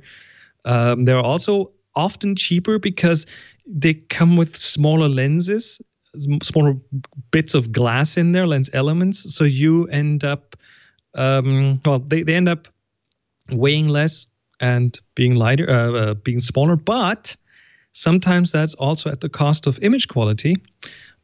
Having said that, I have 3 or 4 different pancake lenses, and I'm just fine with them. So actually, for my walk around setup, I use a 40mm pancake, and that's just fine. Mick again has a tip, but also a question: is using the reflection off the top of a car or van cheating to create calm lake type pictures? No. So, no, of course not. There's I no think such that's thing an as amazing cheating. trick. This is actually what I will do when there is rain, or when there was rain and there are puddles on the ground. I'll go all the way down very low with my camera right above a puddle and reflect a scenery in it, and it will look like it's an entire lake in front of you. So whatever does the trick, reflections are amazing in photos, and a car roof can do that job. If you get really low down on the car, you will be able to, you got to have a clean car, of course, but then you will be able to make it look like it's from some water surface. Budman asks, do you have any good tutorials on manipulating RAW? So RAW photos from your camera need some processing. And I, a few years ago, did a Lightroom video workshop at discoverlightroom.com, which is still there. And I own and I love. It's a few years old, but it's still mostly current. And that's what Lightroom does. It is raw manipulation. It is changing raw files and kind of developing them. So that's not all cameras will do raw, but those that will, and some point and shoots will, are giving you just the data off the sensor, unmodified. And that's kind of what you want. The other thing is, if you have Lightroom and you are subscribed to their Creative Cloud, which is a monthly subscription, there is Lightroom Mobile, and if you import raw files into your smartphone, you can actually edit raw files on your smartphone using Lightroom. Love it. But you have to be subscribed to the Creative Cloud, otherwise it doesn't work. I like it on the iPad Pro. That's actually kind of the perfect Lightroom tool in a way. And it's very capable, and it syncs with the desktop version. Again, you will need the Creative Cloud for that. Russell Brown of Adobe told me that their ultimate goal is to make the mobile versions of Lightroom every bit as powerful as the desktop versions, and they're getting closer and closer. I'd say they're about 2/3 there at this point. Well, maybe not quite, but they have the most important tools in there now. But well, let's see where this goes. Snowdrops asks a great question. How do you create a picture of red flowers with a phone without redding out? What's redding out? That's the best term. That's the best. I've never heard this before, but it makes perfect sense. The red channel in your camera is the one that will most likely overexpose. So you will have like a beautiful flower, but on the photo it turns into just a red blob. It doesn't have any detail left in it. So it's an overexposure of the red channel pretty much. And the best way to deal with that is by finding a way to change the exposure on your phone to lower the exposure. So you will want to try, sometimes it's a tap on the screen. On an iPhone, you tap on the screen, hold it for a few seconds, and then you get this yellow box, and next to it, there's an exposure slider. So you can slide it down and bring the exposure down a bit. It might look too dark on your screen then, but it will avoid the redding out. I love this. I'll use this from now on. And last but not least, there's a quick tip by Mick. You can see if your TV remote is working by looking through your SLR. Not through the viewfinder though, but through the live view on the back, because the digital cameras usually see infrared. So you point the remote into the lens and look on the screen in the back. And with quite a few cameras, you will actually see little red light flashing because your camera can see infrared and your eye cannot. Wow. Chris Marquardt, cool. A fountain of knowledge and wisdom. And he's off to Siberia. I can't help but laugh. I'll be back. Find out more about Chris and his work at discoverthetopfloor.com. He says he'll be back, but if not, he'll be doing the show from the Gulag.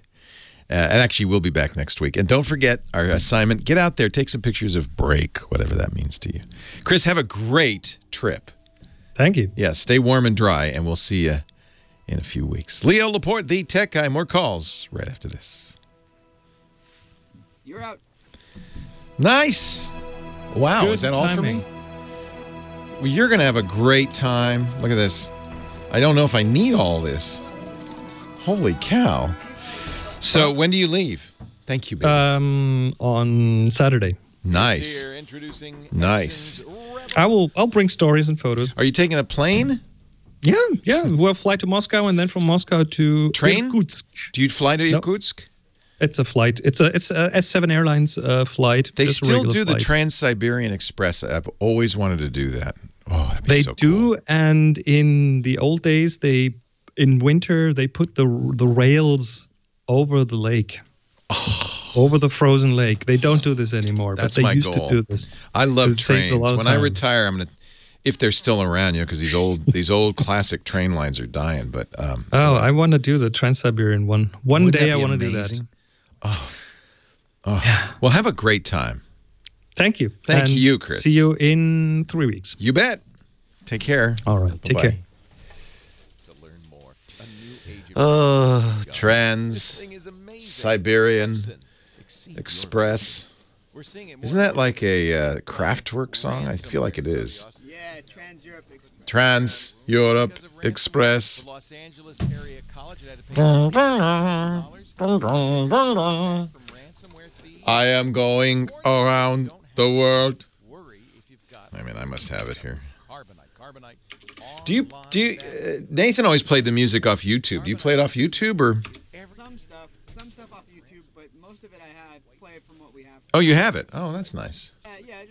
Most of it. Oh, I'm thinking of the Trans-Siberian Orchestra. Oh yeah, Yeah, that's what my car did at Christmas. It played a song from the Trans-Siberian Orchestra and did a light show. That was wild. Christmas album, right? Yeah. Here, I'll show you. Well, I you think I put that on your best of actually. did you? Yeah, the Christmas time best of. Oh, fun. I think I put one of those. Thank you. Oh, I never did thank you for that. I appreciate it. Oh yeah, it was fun putting that together. Oh, good. I'm glad it wasn't horrible. Here is, I think I have a video. Oh, it's not on my YouTube channel. Where did I put that video? Oh, maybe it's on Facebook. Yeah, it's on Facebook. Should really put it on YouTube. Of my car.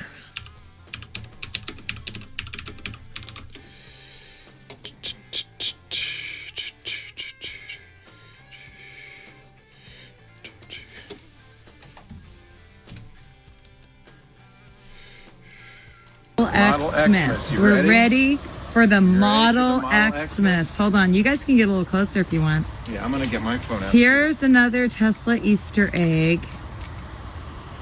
And Leo's taking his time to get his phone out for me. And the boys are waiting patiently. You ready?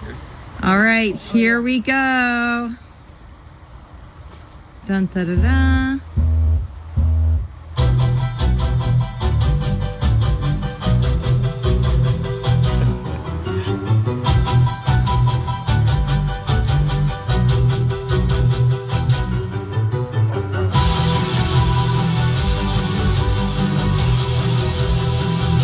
Wait till you see the doors.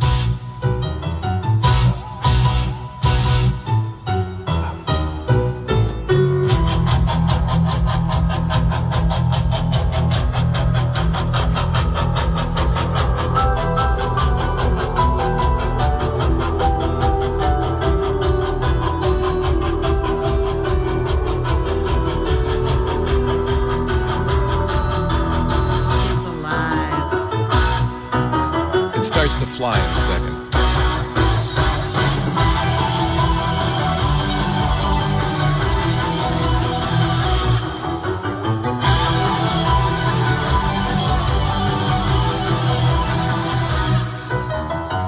I know I'm playing Christmas music.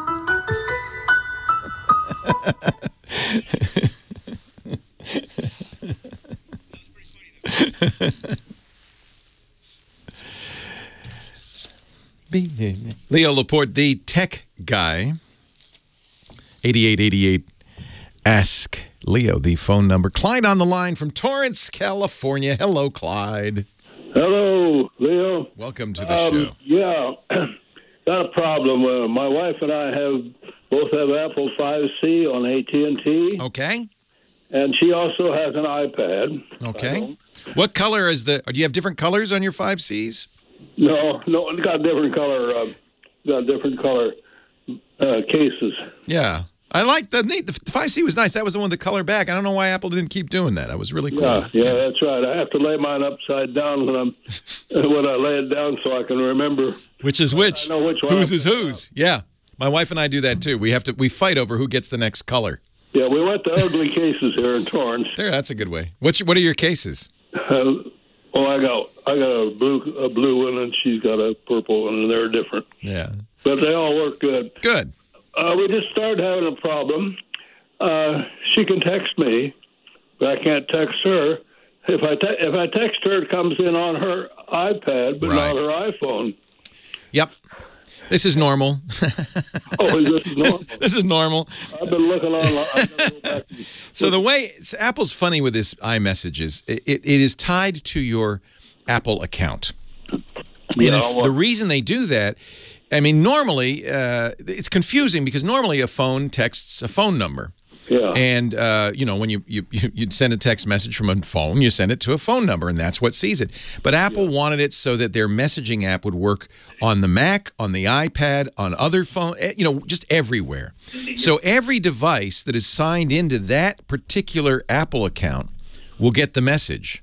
Yeah. So you have to make sure that your phone and your tablet, and if you have a Mac, and your Mac are all on the same iCloud account or Mac.com account or me.com account. Wait a minute here. Then that's more complicated because we're on an account with our daughter who lives in Texas. Which means she's going to get your text messages too. It could be. I guarantee you. It can be very embarrassing. My father-in-law was getting our text messages for about 6 months. He didn't tell us. Well, okay. I need to text not only her, but her 3 daughters. Yeah, they're all... You need to make a new account, my friend. And you need to have a unique account for you and your wife. Otherwise, you'll be texting yourself. Well, I can contact them. You can go online and make a new account. It's easy to do. Just go online, make a new account, and then sign out on. You go to your settings on the iPhone, and go to the iCloud settings and sign out. There's a sign out button, and then sign into the new account. Well, will that interfere with the economics of being on the same account with my daughter? Well, the reason you did that right was so that you could share apps. Yeah. So there's family sharing. So what you'll do instead, Apple realized that people were doing this, and they said, well, we got to fix this. So what you'll do instead is add them to your family sharing account, and then they can get your apps. Well, I don't. But they're not on the same account. Apple it's not your fault. Apple is not very clear about this, and they ought to be. Each user should have their own account. Yeah. Well, my son was on my account for a while, and I was getting his text messages from college. That was interesting. Well, I mean, I'm not. 2 of these girls are working girl. One's a working girl, and so are some of my son's friends apparently. Yeah, but they don't. I don't get their mail. No, well, so yeah, it's it's confusing. I don't really understand. I don't think Apple understands how it all works. But this much I know: you need to have separate accounts for each user. I wonder if I go to the Apple store and yeah, they'll help you. They know it's a stupid plan. Okay. They know it. Now, here's how I do it, which isn't necessarily the best way, but here's how I do it. I have 2 Apple accounts, one for the iTunes Store, stuff I buy. That's my family sharing account. And then I have my iCloud account. That's where my email, calendar, contacts, and phone are. Mm-hmm. And that way I separate the family sharing and the apps from my data. But that's not a requirement. In fact, Apple kind of discourages that when you first sign in. It's in very fine print. If you want to use a different account for iTunes, well, you can do that here. They hide that because they really just want you to make one account. Why? Well, think about it. They would love to know everything you do. Yeah. They want to aggregate that all together. So they want to know what apps you buy as well as all the stuff you do on the other stuff. So they'd like one account, at least one account per person, though. Well, there's something. Yesterday, I was at my desktop, and I disconnected my iPhone from my Wi-Fi and from cellular, and I sent an email to my text. There's a way to do that. I sent a text from my email to me, and it came to me. Yeah. Then I sent one to her, and it came on her cell phone, but not on her iPad. Right, because each account, once you set up the account, you associate phone numbers and email addresses with it. Yeah. So you can have multiple phone numbers, multiple email addresses, but you want each account to have its own set. Otherwise, the messages. So if you had the same email address, you would have gotten it. Everybody would have gotten it too. Yeah. So it's just you know what? It is not your fault. I am baffled by it. I'm confused by it, and I can tell Apple doesn't really understand either. So that's what I learned online. Because you talk to Apple support, and they give you conflicting answers on the whole thing. It's a mess. So I would save time to go to their store here locally. Yeah, that's what the geniuses are for. Fumbling around on the internet because everything is gobbledygook. Yep. And they talk about a different operating system and everything else. And they're the one thing Apple's done so well is the support in the Apple stores is excellent. Yeah. So they're very gentle. They don't, I'm sure inside they're laughing.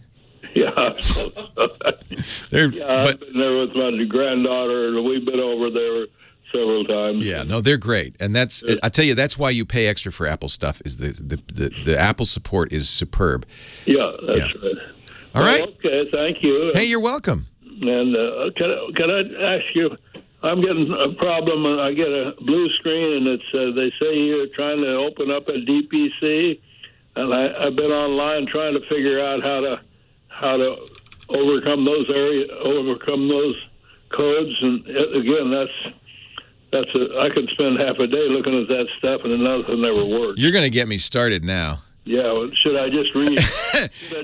This is Microsoft should not be telling you you're getting a DPC. That stands for Defer Procedure Call. Yep.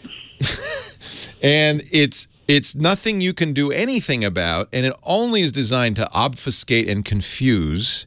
Yep. And the blue screen, basically, your computer should just be saying, I can't go on. I don't know what happened. I don't know what happened. Please reboot. Well, I'm saying I have reprogrammed a couple of computers. Oh, you know a few things then. All right. But I don't like it, but am I going to have to do it eventually? You mean like restore Windows, erase and start over? Yeah. There's Reviversoft has a continuing series on blue screen of death errors. The chat room just sent me that talks about the DPC watchdog violation. Yeah. Yeah. It's more than that. This is a limited article because DPC could be a variety of device drivers. So they say it's the solid state drive, but it could be a lot of other things. Well, maybe I'll. Do you have a solid state drive?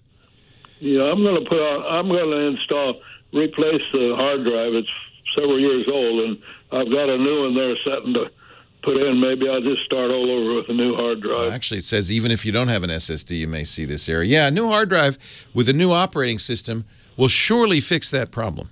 Yeah. I'm not as fast as you. That's why it takes me so long to do that. I'm getting slower myself, Clyde. Okay. We'll get in touch with you again. Hey, it's a pleasure talking to you. I'm a ham, too, but I'm not going to give you a call letters. Well, I'll give you mine. Not that I'm ever on the air. W6TWT. You know, I realized I got the general license and I got all the equipment. Then I realized, what am I doing? I talk on the air all day, every day. Why would I ever want to go home and go on the radio? Well, to be different, you should just use CW. I want to. That's what I want to do. Are you a Morse code guy? Oh, yeah. Yeah. I went I did this 35 years. Oh, you had to know Morse code. Years ago. Yeah. So yeah. I want to do. That's exactly. You nailed it. That's what I want to do. I want to do that. Well, I'll end with this. I've told my family that if I'm ever paralyzed and can't talk, as long as I can move a finger That's or right. wink at them, they better learn Morse code. Okay. Clyde, it's a pleasure. Thank you so much for calling. 7-3, my friend. That much I know. Leo Laporte, the tech guy. More of your calls coming up. Hour 3, right after the news from your local stations. Bye-bye. You're out. Yeah, Art Bell would do 4 hours, then he'd get on his ham set and talk all night. I don't have that much of a hankering to talk. But when I retire, that's probably what I'll do. I'll say, it's the tech guy on the air. Anybody out there? QSL. Talk to me. Well, hey, how are you today? Leo Laporte here, the tech guy. Time to talk about computers, the internet, home theater, digital photography, smartphones, smartwatches, virtual reality, self-driving vehicles, anything with a chip in it. Well, I shouldn't say anything with a chip in it because people are testing me now. Well, I wonder, can you help me with my microwave? Okay, some limits. 8888 Ask Leo, that's the phone number. 888-827-5536. That's toll free from anywhere. The website is techguylabs.com. Techguylabs.com. Roger on the line from Pasadena. He's our next caller. Hi, Roger. Hey, Leo. How are you? I'm well. How are you? Good. Well, I've got a big problem. My Windows 10 computer had a complete meltdown a couple weeks ago, and I took it in the shop. I trust the shop. I've been going there for a long time. No, it's good. Boy, you're lucky if you've got a good shop. Yeah. That's great. So he had to reinstall Windows, and he did that. It worked fine for about a week, but now I'm getting a lot of problems with freezing. Sometimes it can't see all the drives on the computer. So thank the shop because they did the diagnostic, which is to see if it was a software issue. It's not. Right? Now we know it's hardware because it's still broken even though he replaced Windows. Right. So freezing and hard drive issues. And sometimes File Explorer just kind of seems to go south and can't see anything. When it freezes, what does that mean? Does the mouse stop moving? No, the mouse still moves, but applications will freeze. Yeah. If I try to close them, they won't close. Okay. So it's very the ways the computer fail are often informative as to what's gone wrong. The reason I asked you if the mouse had frozen is that's a different kind of freeze. That's the computer locking up. But what's happening to you really is almost certainly the hard drive itself, which is good news because that's an easy part to replace. So hard drives, if they fail or go wonky, is it a solid-state drive or a spinning drive? Do you know? It's a solid-state drive. Solid state. Well, I might have to take this back. Spinning drives is not at all unusual for them to get less reliable. And the symptoms of that are slowdowns, big slowdown. Because what happens is the operating system is trying to read a sector. I cannot go on until I read this particular part of the drive. And it just keeps trying, which means everything else is just waiting. So that's very commensurate with the kinds of slowdowns and not really freeze isn't the word, but almost locked up that you're having. But if it's a solid-state drive, usually the way solid-state drives fail looks a little different. It could be the drive. How old is the computer? It's pretty new. Well, the computer itself is only a couple of years old. The solid-state drive is about a year old. Yeah. I did look at the properties of the Windows folder on that drive, and a number of those folders are shown as read-only, and I didn't know if that... All right. So, yeah, I would say it's time to replace the drive. Okay. It's fortunately very cheap. You can even, since you've got a good tech, frankly, if you told him what you just told me, he would have the same conclusion. He'd go, okay, well, I got it.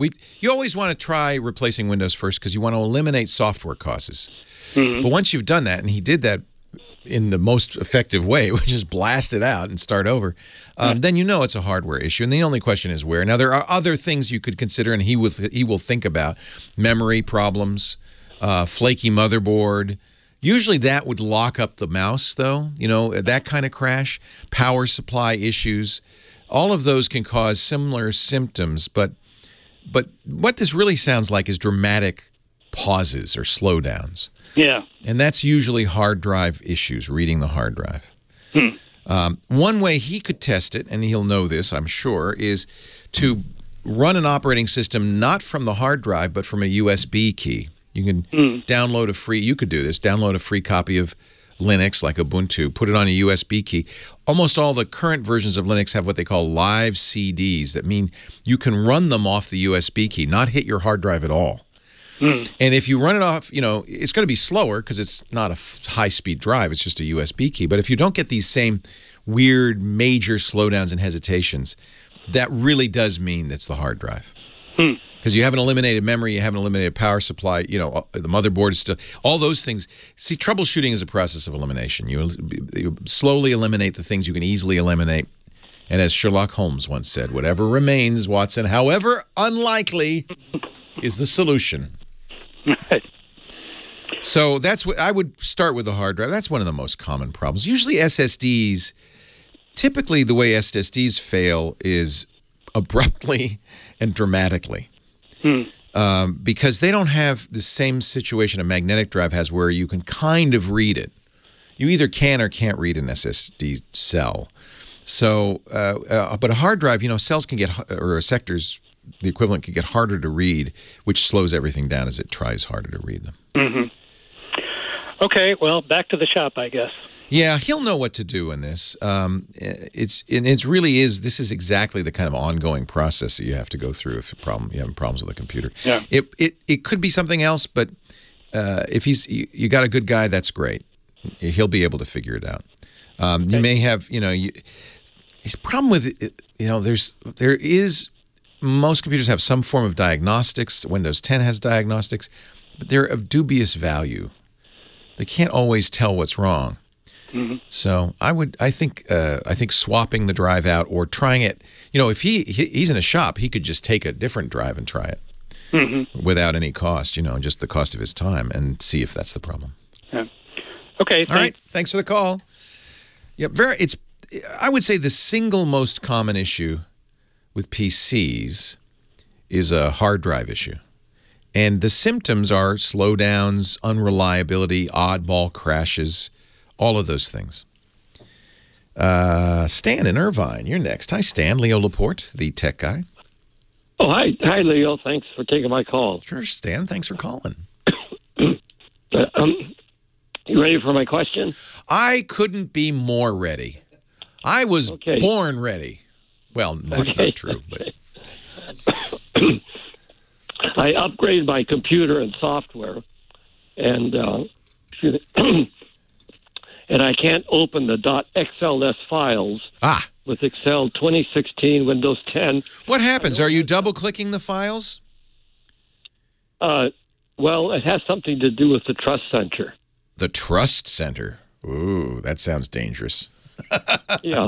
So there's two ways to open an Excel file. One is, of course, as with all document files, you double-click or open the document, and Windows has a database that says, oh, it's an XLS file. Let's see. Oh, yeah, I open Excel. It'll then open Excel and load the file. The other way is to open Excel manually, go to the File menu, and load that file. Have you tried that method? Yes. And you get the same error. Yes, the problem is they have this Trust Center, and so I'm really trying to take Excel 97 to 2003 and open it. And if you look at the Microsoft, there's a whole bunch of discussion of people who can't do this, and they all have critical .xls files that they can't open. So the Trust Center is part of Office, and it's important because Excel files, Word files can have content from other files embedded in them. And the reason that there's some security concern is because you know, you don't want to just willy-nilly load content from the net and execute it, or load a macro from another file and execute it. That could be problematic. So that's why the Trust Center is complaining. I got to take a break. Hang on. I'll give you the workaround when we come back. Leo Laporte, the tech guy. You're out. So we're still here, actually. We're just not on the radio. But I can still help you, Stan, because I have miracle powers. So well, I'm looking at the the file block settings right now. Yeah. So you can just enable it and say, don't block it. From now on, I want to enable all content. That's risky. There's a reason why the Trust Center is blocking it. But if you are sure that yes, I am. You are, then I would just go into the Trust Center and enable all content for that file. Well, it has something called file block settings. Yeah. And it says by selecting save, Excel prevents saving in this file type. And right. So you have to make it a trusted document. It's an untrusted document.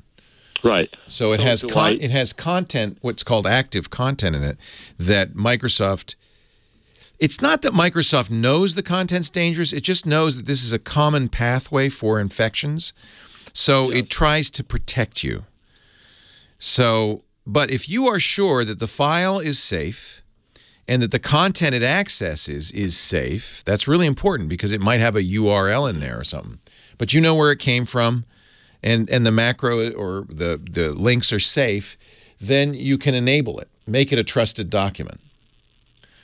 So, well, I tried that, but the table is sort of confusing because I've tried it with checking, like. Well, here's what Microsoft says in their support document. You've got the document. Click the File tab. Click Info. There'll be a security warning section. And in there, you'll have an option. There's an option that says Enable All Content. Oh. And that will unblock it. So you have to go to the security warning section of the File Info document dialog. Not the Trust Center? No. You got to do it from the from Excel in the file.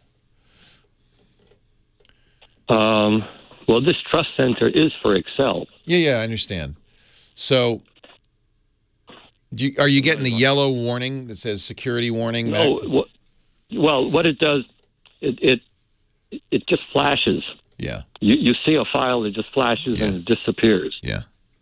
Now, there was some way I could do it by selecting the proper items, and I could save it in the later, the current format. Right. And at that point, it'll be trusted, I think, if you save it separately like that. But if not, go into File Info in Excel, go into File Info, and in the security warning section, you could just say, look, I trust this. Everything in here is trustworthy. Don't give me this warning ever again. And where are these settings you're talking about? Under the file, let's see. And I'm looking at Office support. Actually, you could do this in the Trust Center. You have the Trust Center open. Let me look here. Yeah, and there is, they say there's a Microsoft knowledge base, 922.850. There's all sorts of communication notes back and forth with so people. Don't read all those. That's everybody else's issue. Right. So when you try to open file types created in previous versions of Office, the file will open by default, this is what's happening to you, in protected view. File block prevents outdated file types from opening and causes your file to open in protected view and disables save and open. Is that what's happening to you? Yes. Yes. I can't open it or save it. Now, I was able to do it before I went on vacation. Yeah, hold on. We're coming back, so I'll walk you through it here. Leo Laporte, the tech guy. 8888 Ask Leo. So on the line with us, Stan, he's got a file he can't open, and this is actually a safety security feature in Microsoft Office. It lets you open a file from a previous version of Office, but it puts it in protected mode so that it can't infect you. See, there were a number of viruses that used Office macros to infect you, and in an Excel spreadsheet, you can also embed content from the web. Links to other data and so forth, and that means that potentially that's unsafe content. So it puts it by default in a protected mode that keeps you from getting infected, but also keeps you from doing anything. So you can make and Stan, this is what I'm reading from. This is a support document. So if you Google from toll-free call. Okay, you're getting a toll-free call. So I'll let you do that, but I'll put this in the show notes, techguylabs.com. But if you go to Office Support, support.office.com, and you search for what is a file block, it explains how you can go into the Trust Center in the file block area, and you can change the options on that particular file or all files in future. I wouldn't recommend changing it forever. I would do it on a file-by-file basis because you really do want to verify that that file is, all yours, nothing else is in there, no macros, no viruses. And Microsoft, this is one of the things Microsoft's done. There are many in response to, the security issues Windows has had and Office has had for some time. They also do this in Outlook in their mail program. They will keep you from, executing stuff. They'll keep you from seeing files in your email, things like that, seeing images. All of this is to protect you from, viruses and stuff that's coming over the internet. So in an Office program, if you go to File Options and you open up the Trust Center, and in the Trust Center settings, you'll see File Block Settings. And in the file type list, you can say, I want to turn this protected mode off for just this file or for all time. Again, do it just for that file, unless you know you're never going to get a bad file. Joe, Orange County, Leo Laporte, the tech guy. Hi, Joe. Hi, how are you? I'm well. How are you? Just struggling here with the internet. Well, the internet. I've heard of that. I'm trying to extend my Wi-Fi from upstairs to downstairs because I don't know if there's, the walls or what is it, but I'm not able to make a DirecTV, which is downstairs, grab the internet, the Wi-Fi signal from upstairs in the house. Well, this seems to be a common problem. A common problem. So, in fact, there's a whole new category of Wi-Fi routers aimed at this particular problem. So I talked about this on the last show. We had a great caller who was 10 years old. His name was Cody. My Wi-Fi doesn't go upstairs. So you should get together with Cody because his won't go upstairs, yours won't go downstairs. Between the two of you, you could probably make that work. No, I'm kidding. I'll give you the same advice I gave Cody. There are there's 3 ways to do this. So you have your Wi-Fi is upstairs because that's where the cable comes into the wall. Correct. And that's where your box is, your router box, and you're connected to your router is a Wi-Fi access point. Sometimes they're both the same device. And it's a combined, which I hate, but that's what they give you, right? Yeah. Yeah. Well, someday we'll talk about how to get rid of that. But there's antennas on it, right? Little antennas coming out of it. Not really. On this one, there's no antennas. No antennas? Well, no wonder you can't get a signal. How does it work without antennas? Well, putting an internal antenna in is dumb, but okay. So most Wi-Fi access points now will have 1, 2. Mine has 6. Count them. Antennas. Thing looks like an upside-down spider. Okay. Although, as you know, spiders have 8 legs, right? Yes. Okay. I'm just checking. So it's not a spider. It's a wounded spider. Anyway, it's not a good look. So, but those are helpful. They give you more distance. Now, that thing is here's the analogy I used for Cody. You've all seen when you throw a rock into a pond, the ripples that come off of it. The rock is your access point. Your Wi-Fi signal is those ripples. And here's a reason I use that analogy.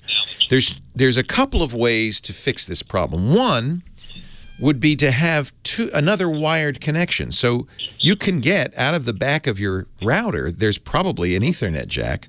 You could, if you had means, some way to drill a hole in the floor, put a wire downstairs, and have another access point down there. That's one way.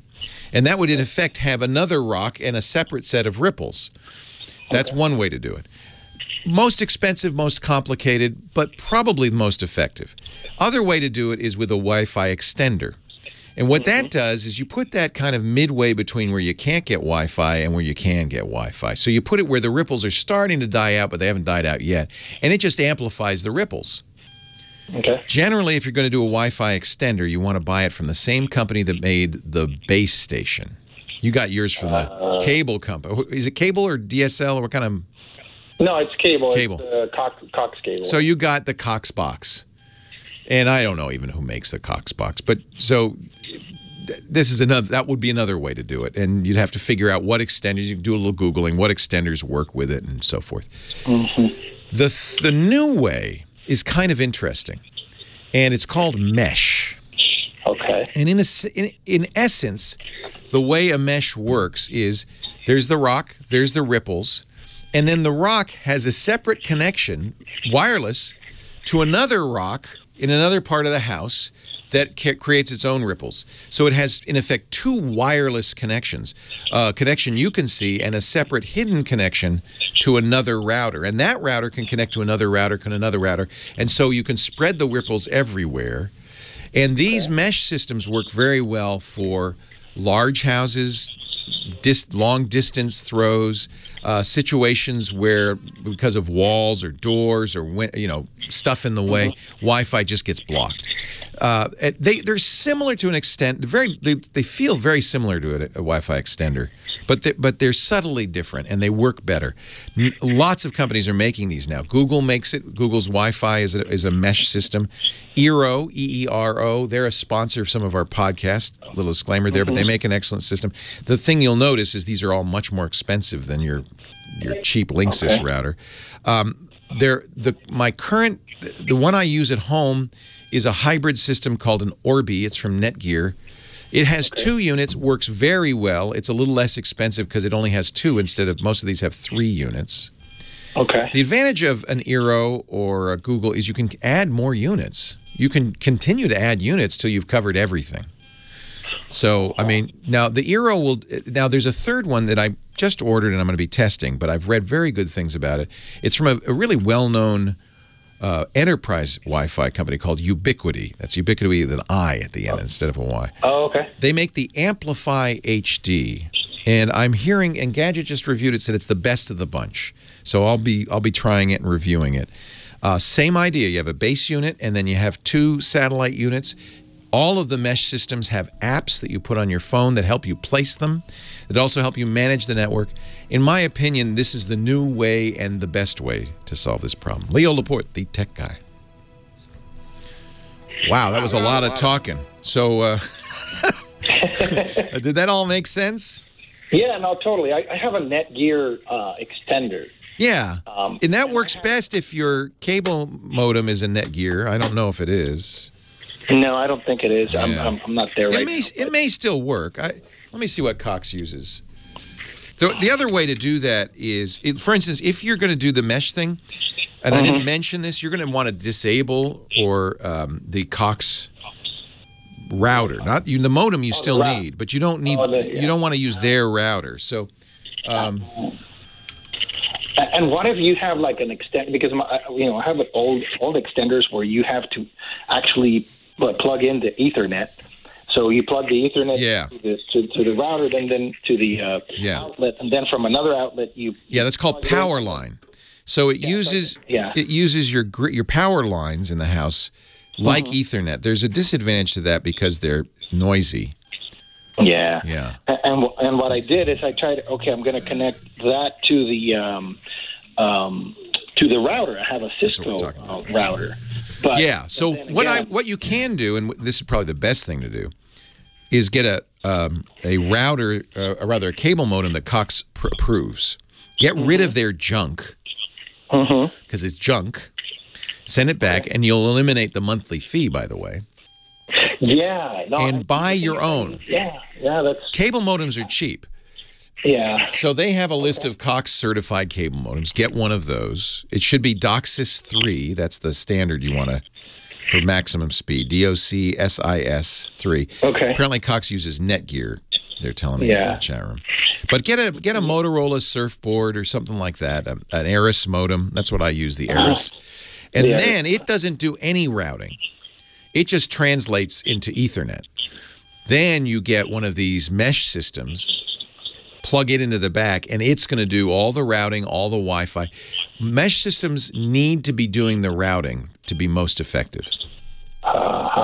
And the reason is they're doing all sorts of fancy quality of service and load balancing. They're very tricky. And they want to know everything there is about the connection. So if they have to go through a router, they don't work as well. I mean, they'll work, but they don't get to do QoS and stuff. So you really want them to route as well as Wi-Fi. Now, the problem is, of course, these mesh solutions are hundreds of dollars. Yeah, I'm looking right now. You know, yeah, the Orbi's been very good. How big is your house? No, it's 2,700 square feet house. Yeah, that's why. But you know, a lot of these solutions are good for 1,500 square feet. Yeah, because it's in one side of the house, and then I need the internet in the other side of the house. Right. So, yeah. So I tried, and they say, you know, I had the old Aris that said that because I moved. You don't want the old one though, because the standards have updated. Yeah, so I still have the old one, but I you know, they came in and say, oh, this is the newest one. It's a 5G, and it's all in one. And okay. Okay. But the problem is it's got the Wi-Fi too, right? Yes. Yeah. What happened when you did the Netgear extender? Did it work? It did. It did. Good. But then I did it at the beginning, right? But then I connect again to the DirecTV and try to do something, and it's like, oh, no internet connection. I have to reconnect it again, and I'm like, oh, come on, if I'm going to have to do this every single time, it's like very annoying. I think that's the Cox box. You know, as routers don't age well. In a couple of years, they burn out. That's why I don't like using the cable modems, because the cables companies, because they don't change them out. You know, that somebody else had that, and somebody else before them. So you kind of want to get a new one that you own, in my opinion. I got to run, but thank you. Good luck. You're not alone. This has become a mass market. So, you know, I gave a little more advice to our last caller about extending your Wi-Fi. This is such a universal problem. And really, I think the main reason is just congestion. If you open your computer and you look at the Wi-Fi signals it sees, if you live in a city or worse, an apartment building, you'll see, you know, quite a few other Wi-Fi routers, and the band just gets congested. There's a lot of interference. These mesh systems seem to handle that better. For one thing, what they do automatically, all of them, is they switch back and forth between 2.4 gigahertz, which is the most congested band, and 5 gigahertz. And they do it transparently. So they'll pick the best frequency, the least congested, and within that frequency, the best channel. And they do a better job than you would do it manually, I think. And they do it on the fly all the time, and they're constantly adjusting.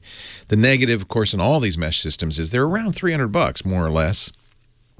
And we're used to spending $40 for a cheap Linksys router.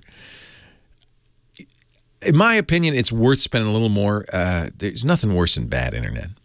You know, I don't mean non-internet. I mean flaky internet, where it comes and goes and kind of works, and your kids are yelling at you, and you're frustrated. It's just, you know, to me, it's worth a couple $100 not to have my kids yell at me, right? Yeah. 8888, ask Leo. That's the phone number. Alan in Santa Rosa's next. Hi, Alan. Hi, Leo. How are you? I'm great. How's the rain treating you? Oh, I'm inside, so I'm not bothered by it at all. Yeah, we had a pretty wet winter in Northern California this year. Yeah, been loving it, though. You know, I'm just down the road a piece in Petaluma. You know, you should come by and say hi. I just might do that one. I'd love it. What can I do for you? Okay, I've been a Mac user since 2009, and I love it. No problem with that as far as I'm concerned, but my wife struggles. And on yesterday's show, you were talking about the new Samsung Chromebook. And my question is, would that be a solution to simplify her life? Yes. Yes, anybody's life. Yeah, but to take it a step further, my problem with doing it is I don't want to store my data on the web. Right. I just have a problem with I understand that, and that is, I mean, you don't have to. They have storage. The Chromebook Plus that I mentioned has 32 gigabytes, but Chromebooks really are designed to be cloud devices. And when you say cloud, you mean the internet. They're designed to keep your documents on the internet, and keep your email on the internet, keep your contacts and your address book on the internet in Google's cloud. So if you have an aversion to that, can I talk you out of your aversion to that? Well, can I reassure you? Yeah, that I've always, I didn't, when I was in the workforce, I didn't even do direct deposit payroll because I didn't want all that out there like that. But yeah, I mean, I completely sympathetic. In the modern world, the internet is a big part of our lives, and unfortunately, it isn't very secure for privacy. In fact, the FCC just threw out privacy rules for your telcos and your internet carriers. I mean, it's getting worse. Not only is it government snooping on you, it's companies snooping on you, and it's bad guys snooping on you. Yeah. I decided, for myself, I decided to live with it because of the convenience offered. For instance, with a Chromebook, if you lose the Chromebook, you just get another one and log in, and it's all there. Yeah, well, I don't. Yeah, my problem is not so much running the Chromebook and updating the software. I just was looking for a possibility of using a network attached storage or personal web. Or well, it's funny because I do that for my notes and for my documents. I store them locally and sync them. Remember, though, you'd have to have secure syncing. You're hoping that the company that's making this device, I use a Synology, has done its homework and its software doesn't have flaws and they're keeping it up to date, because no software is perfect, because there's always that potential. I really could argue that your wife would be safer using a Chromebook, because if you use a Windows machine, you're also a target, as you know, for bad guys, and it's very common that people get bit. Whereas Google does a very good job with security, and the Chromebook is very secure. There's no malware on the Chromebook. And so I would argue you're safer doing your banking on a Chromebook than you are on a Windows machine. A lot safer. Okay.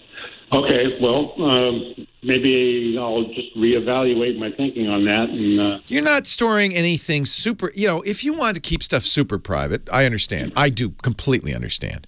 But for your wife, I mean, what is she, if she's probably not doing anything that would be, as long as nothing that you're doing on this thing would be embarrassing for your kids or your parents or your loved ones to see, I don't think there's any, what's the harm? Yeah, no, she just uses it for the web and occasional email. And by the way, your email is like sending a postcard. Everybody can read it along the way. Yeah. Right? Already, your email is on the cloud. That's the definition of email. The web, guess where the web lives? On the cloud.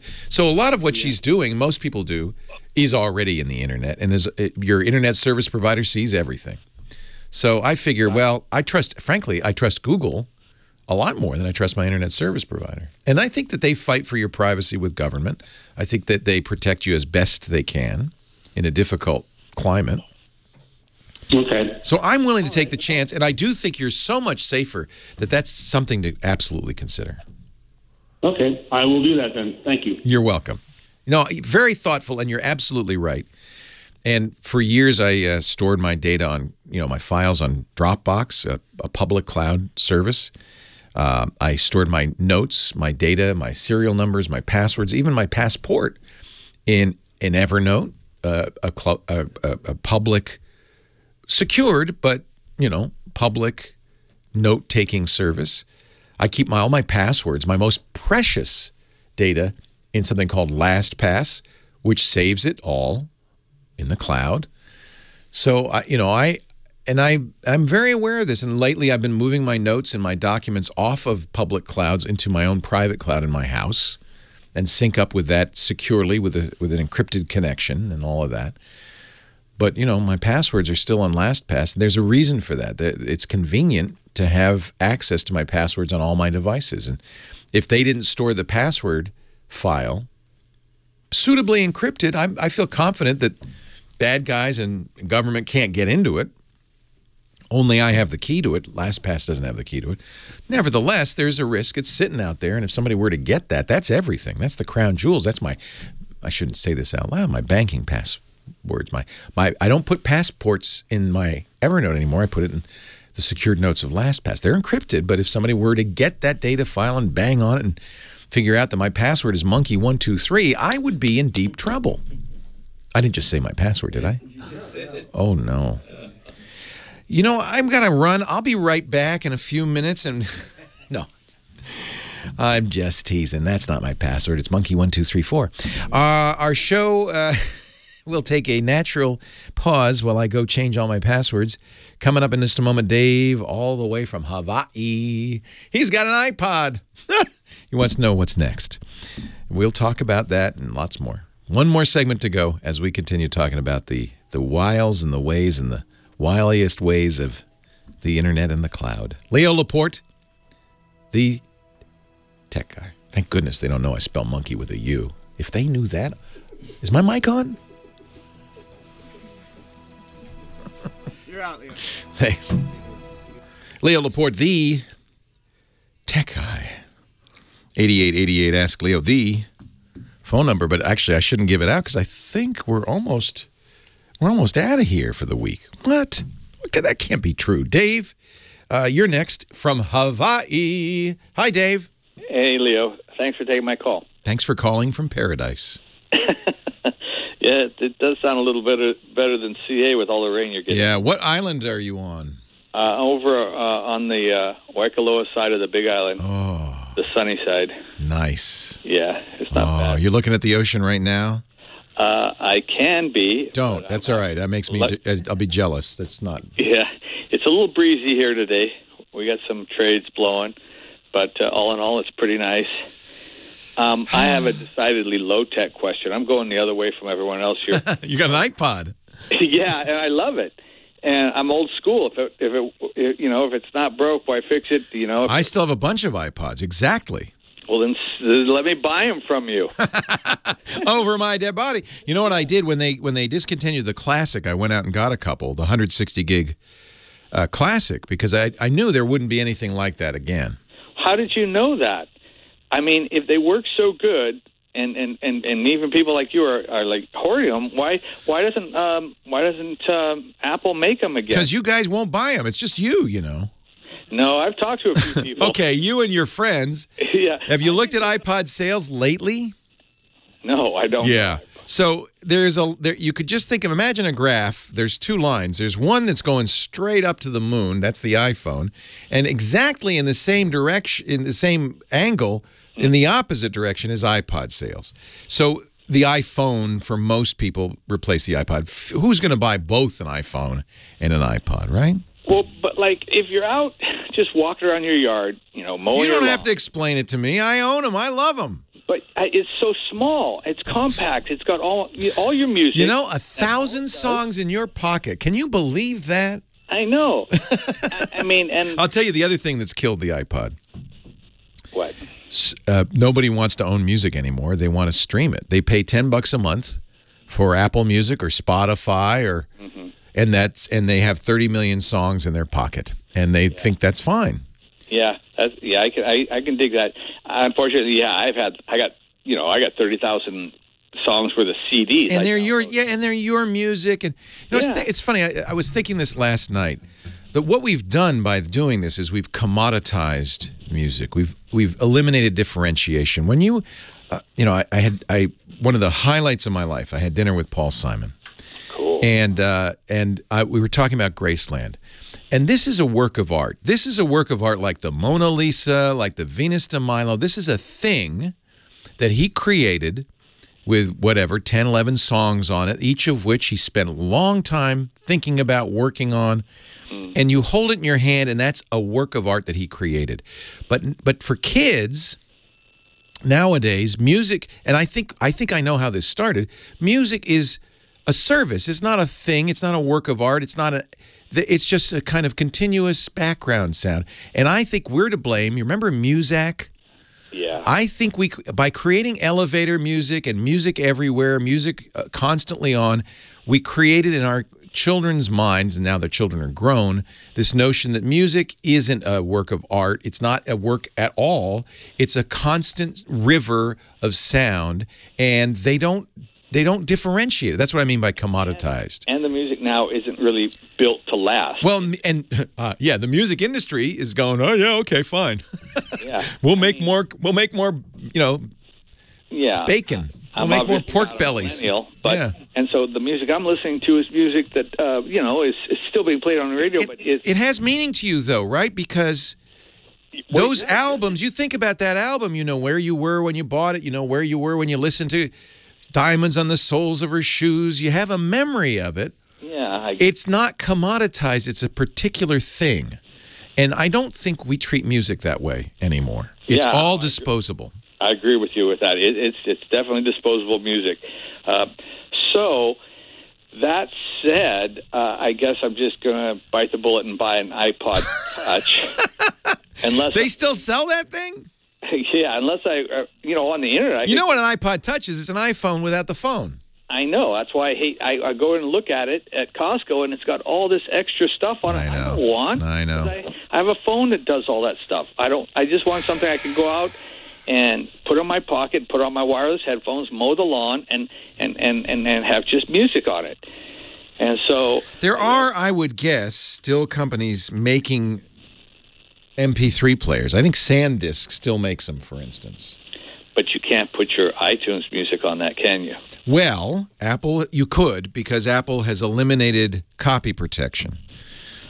Because you bought stuff on iTunes, I take it, before they got rid of copy protection, you'll have to jump through some hoops to fix this. Yeah. But there is no copy protection anymore, which means your AAC files from Apple can be played on any device. So here's what you should do. There's a service Apple calls iTunes Match. $25. Yep. Gives you a year, but you won't need a year. You sign up for iTunes Match. It goes through your iTunes collection and matches it in the cloud. Right. If you have copy-protected music, it matches it with unprotected music. Everything you get is 256-bit unprotected AAC. If you have 128 kilobit MP3, I have many. Yeah. It'll turn it into a 256 kilobit unprotected AAC. Then what you do is you move your music collection somewhere else. You take it off your Mac and you download everything from iTunes Match. So now you've replaced your entire iTunes library with unprotected, high quality, still compressed, but higher quality AAC files. The only caveat there is sometimes the matches are wrong. So if you have a live, especially if it's an unusual live version of James Brown singing Sex Machine at the Apollo, and then they match it to the studio version, right, you'll be unhappy that you lost the original. It's happened to friends of mine. So don't throw out your music. Put it aside, and you can bring that stuff back. Sure. But this helps. I could just put that on an external storage type thing. Yeah, or an iPod. Or an iPod, yeah. But I would put it exactly what I would do is put it on a separate drive. Yeah. And that way you've got it. That's your archive of all your original music. But this way you get rid of the copy protection. Now you can go out and get a Sansa clip or something. So the only reason SanDisk still makes them is because they sell solid SSDs. And so it's just a way to sell more solid-state memory. But and by the way, you could put it on a USB. Oh, you know, there's a new category that might be saving this of high-res music players. They play higher quality, uncompressed. And a number of companies make these, including Neil Young. He makes the Pono player, but there's others as well. And these are just like iPods. They play higher quality music back. They often have better headphone amps in them, better digital to analog converters in them, so the music is a little more pristine. Yeah. So if you're serious about your music, this is another good way to go. That has intrigued me. But I bought one from FiiO, F-I-I-O, and I would look at that. They're very inexpensive. It looks just like a metal iPod. Wow, that sounds like a cool tip. Yep. FiiO, F-I-I-O. Yep. And then I just put everything up into the cloud. Get the copy protection off of it. Yeah, the iTunes Match, and then re-download it into my new device. And you may want to, if you have the CDs as a long-term project, re-rip your CDs uncompressed. That way you can play them on the FiO device and you don't lose any quality. It's the same CD quality. Hey, thanks for the call. Thank you for letting an old man vent about kids today. Hey, we had fun today. Thanks to Michael Cozio. He's keeping music alive with his great musical bumpers, our musical director. Thanks to Kim Schaffer for answering all those calls. Thanks to all of you for calling and listening. I appreciate it, and I hope you'll come back next week. We'll do this all over again. TechGuyLabs.com is the website. I am Leo Laporte, the Tech Guy. Have a great Geek Week. Well, that's it for the Tech Guy Show for today. Thank you so much for being here. And don't forget, it's just the tip of the iceberg. We do nearly 30 shows on the Netcast network. It's called TWIT, T-W-I-T. It stands for This Week in Tech, and you'll find it at twit.tv, including the podcasts for this show. We talk about Windows on Windows Weekly, Macintosh on Mac Break Weekly, iPads, iPhones, Apple Watches on iOS Today, security on Security Now. I mean, I can go on and on and on. You even get your daily dose of tech news with Tech News Today. And, of course, the big show every Sunday afternoon, This Week in Tech. You'll find it all at twit.tv. And I'll be back next week with another great Tech Guys show. Thanks for joining me. We'll see you next time.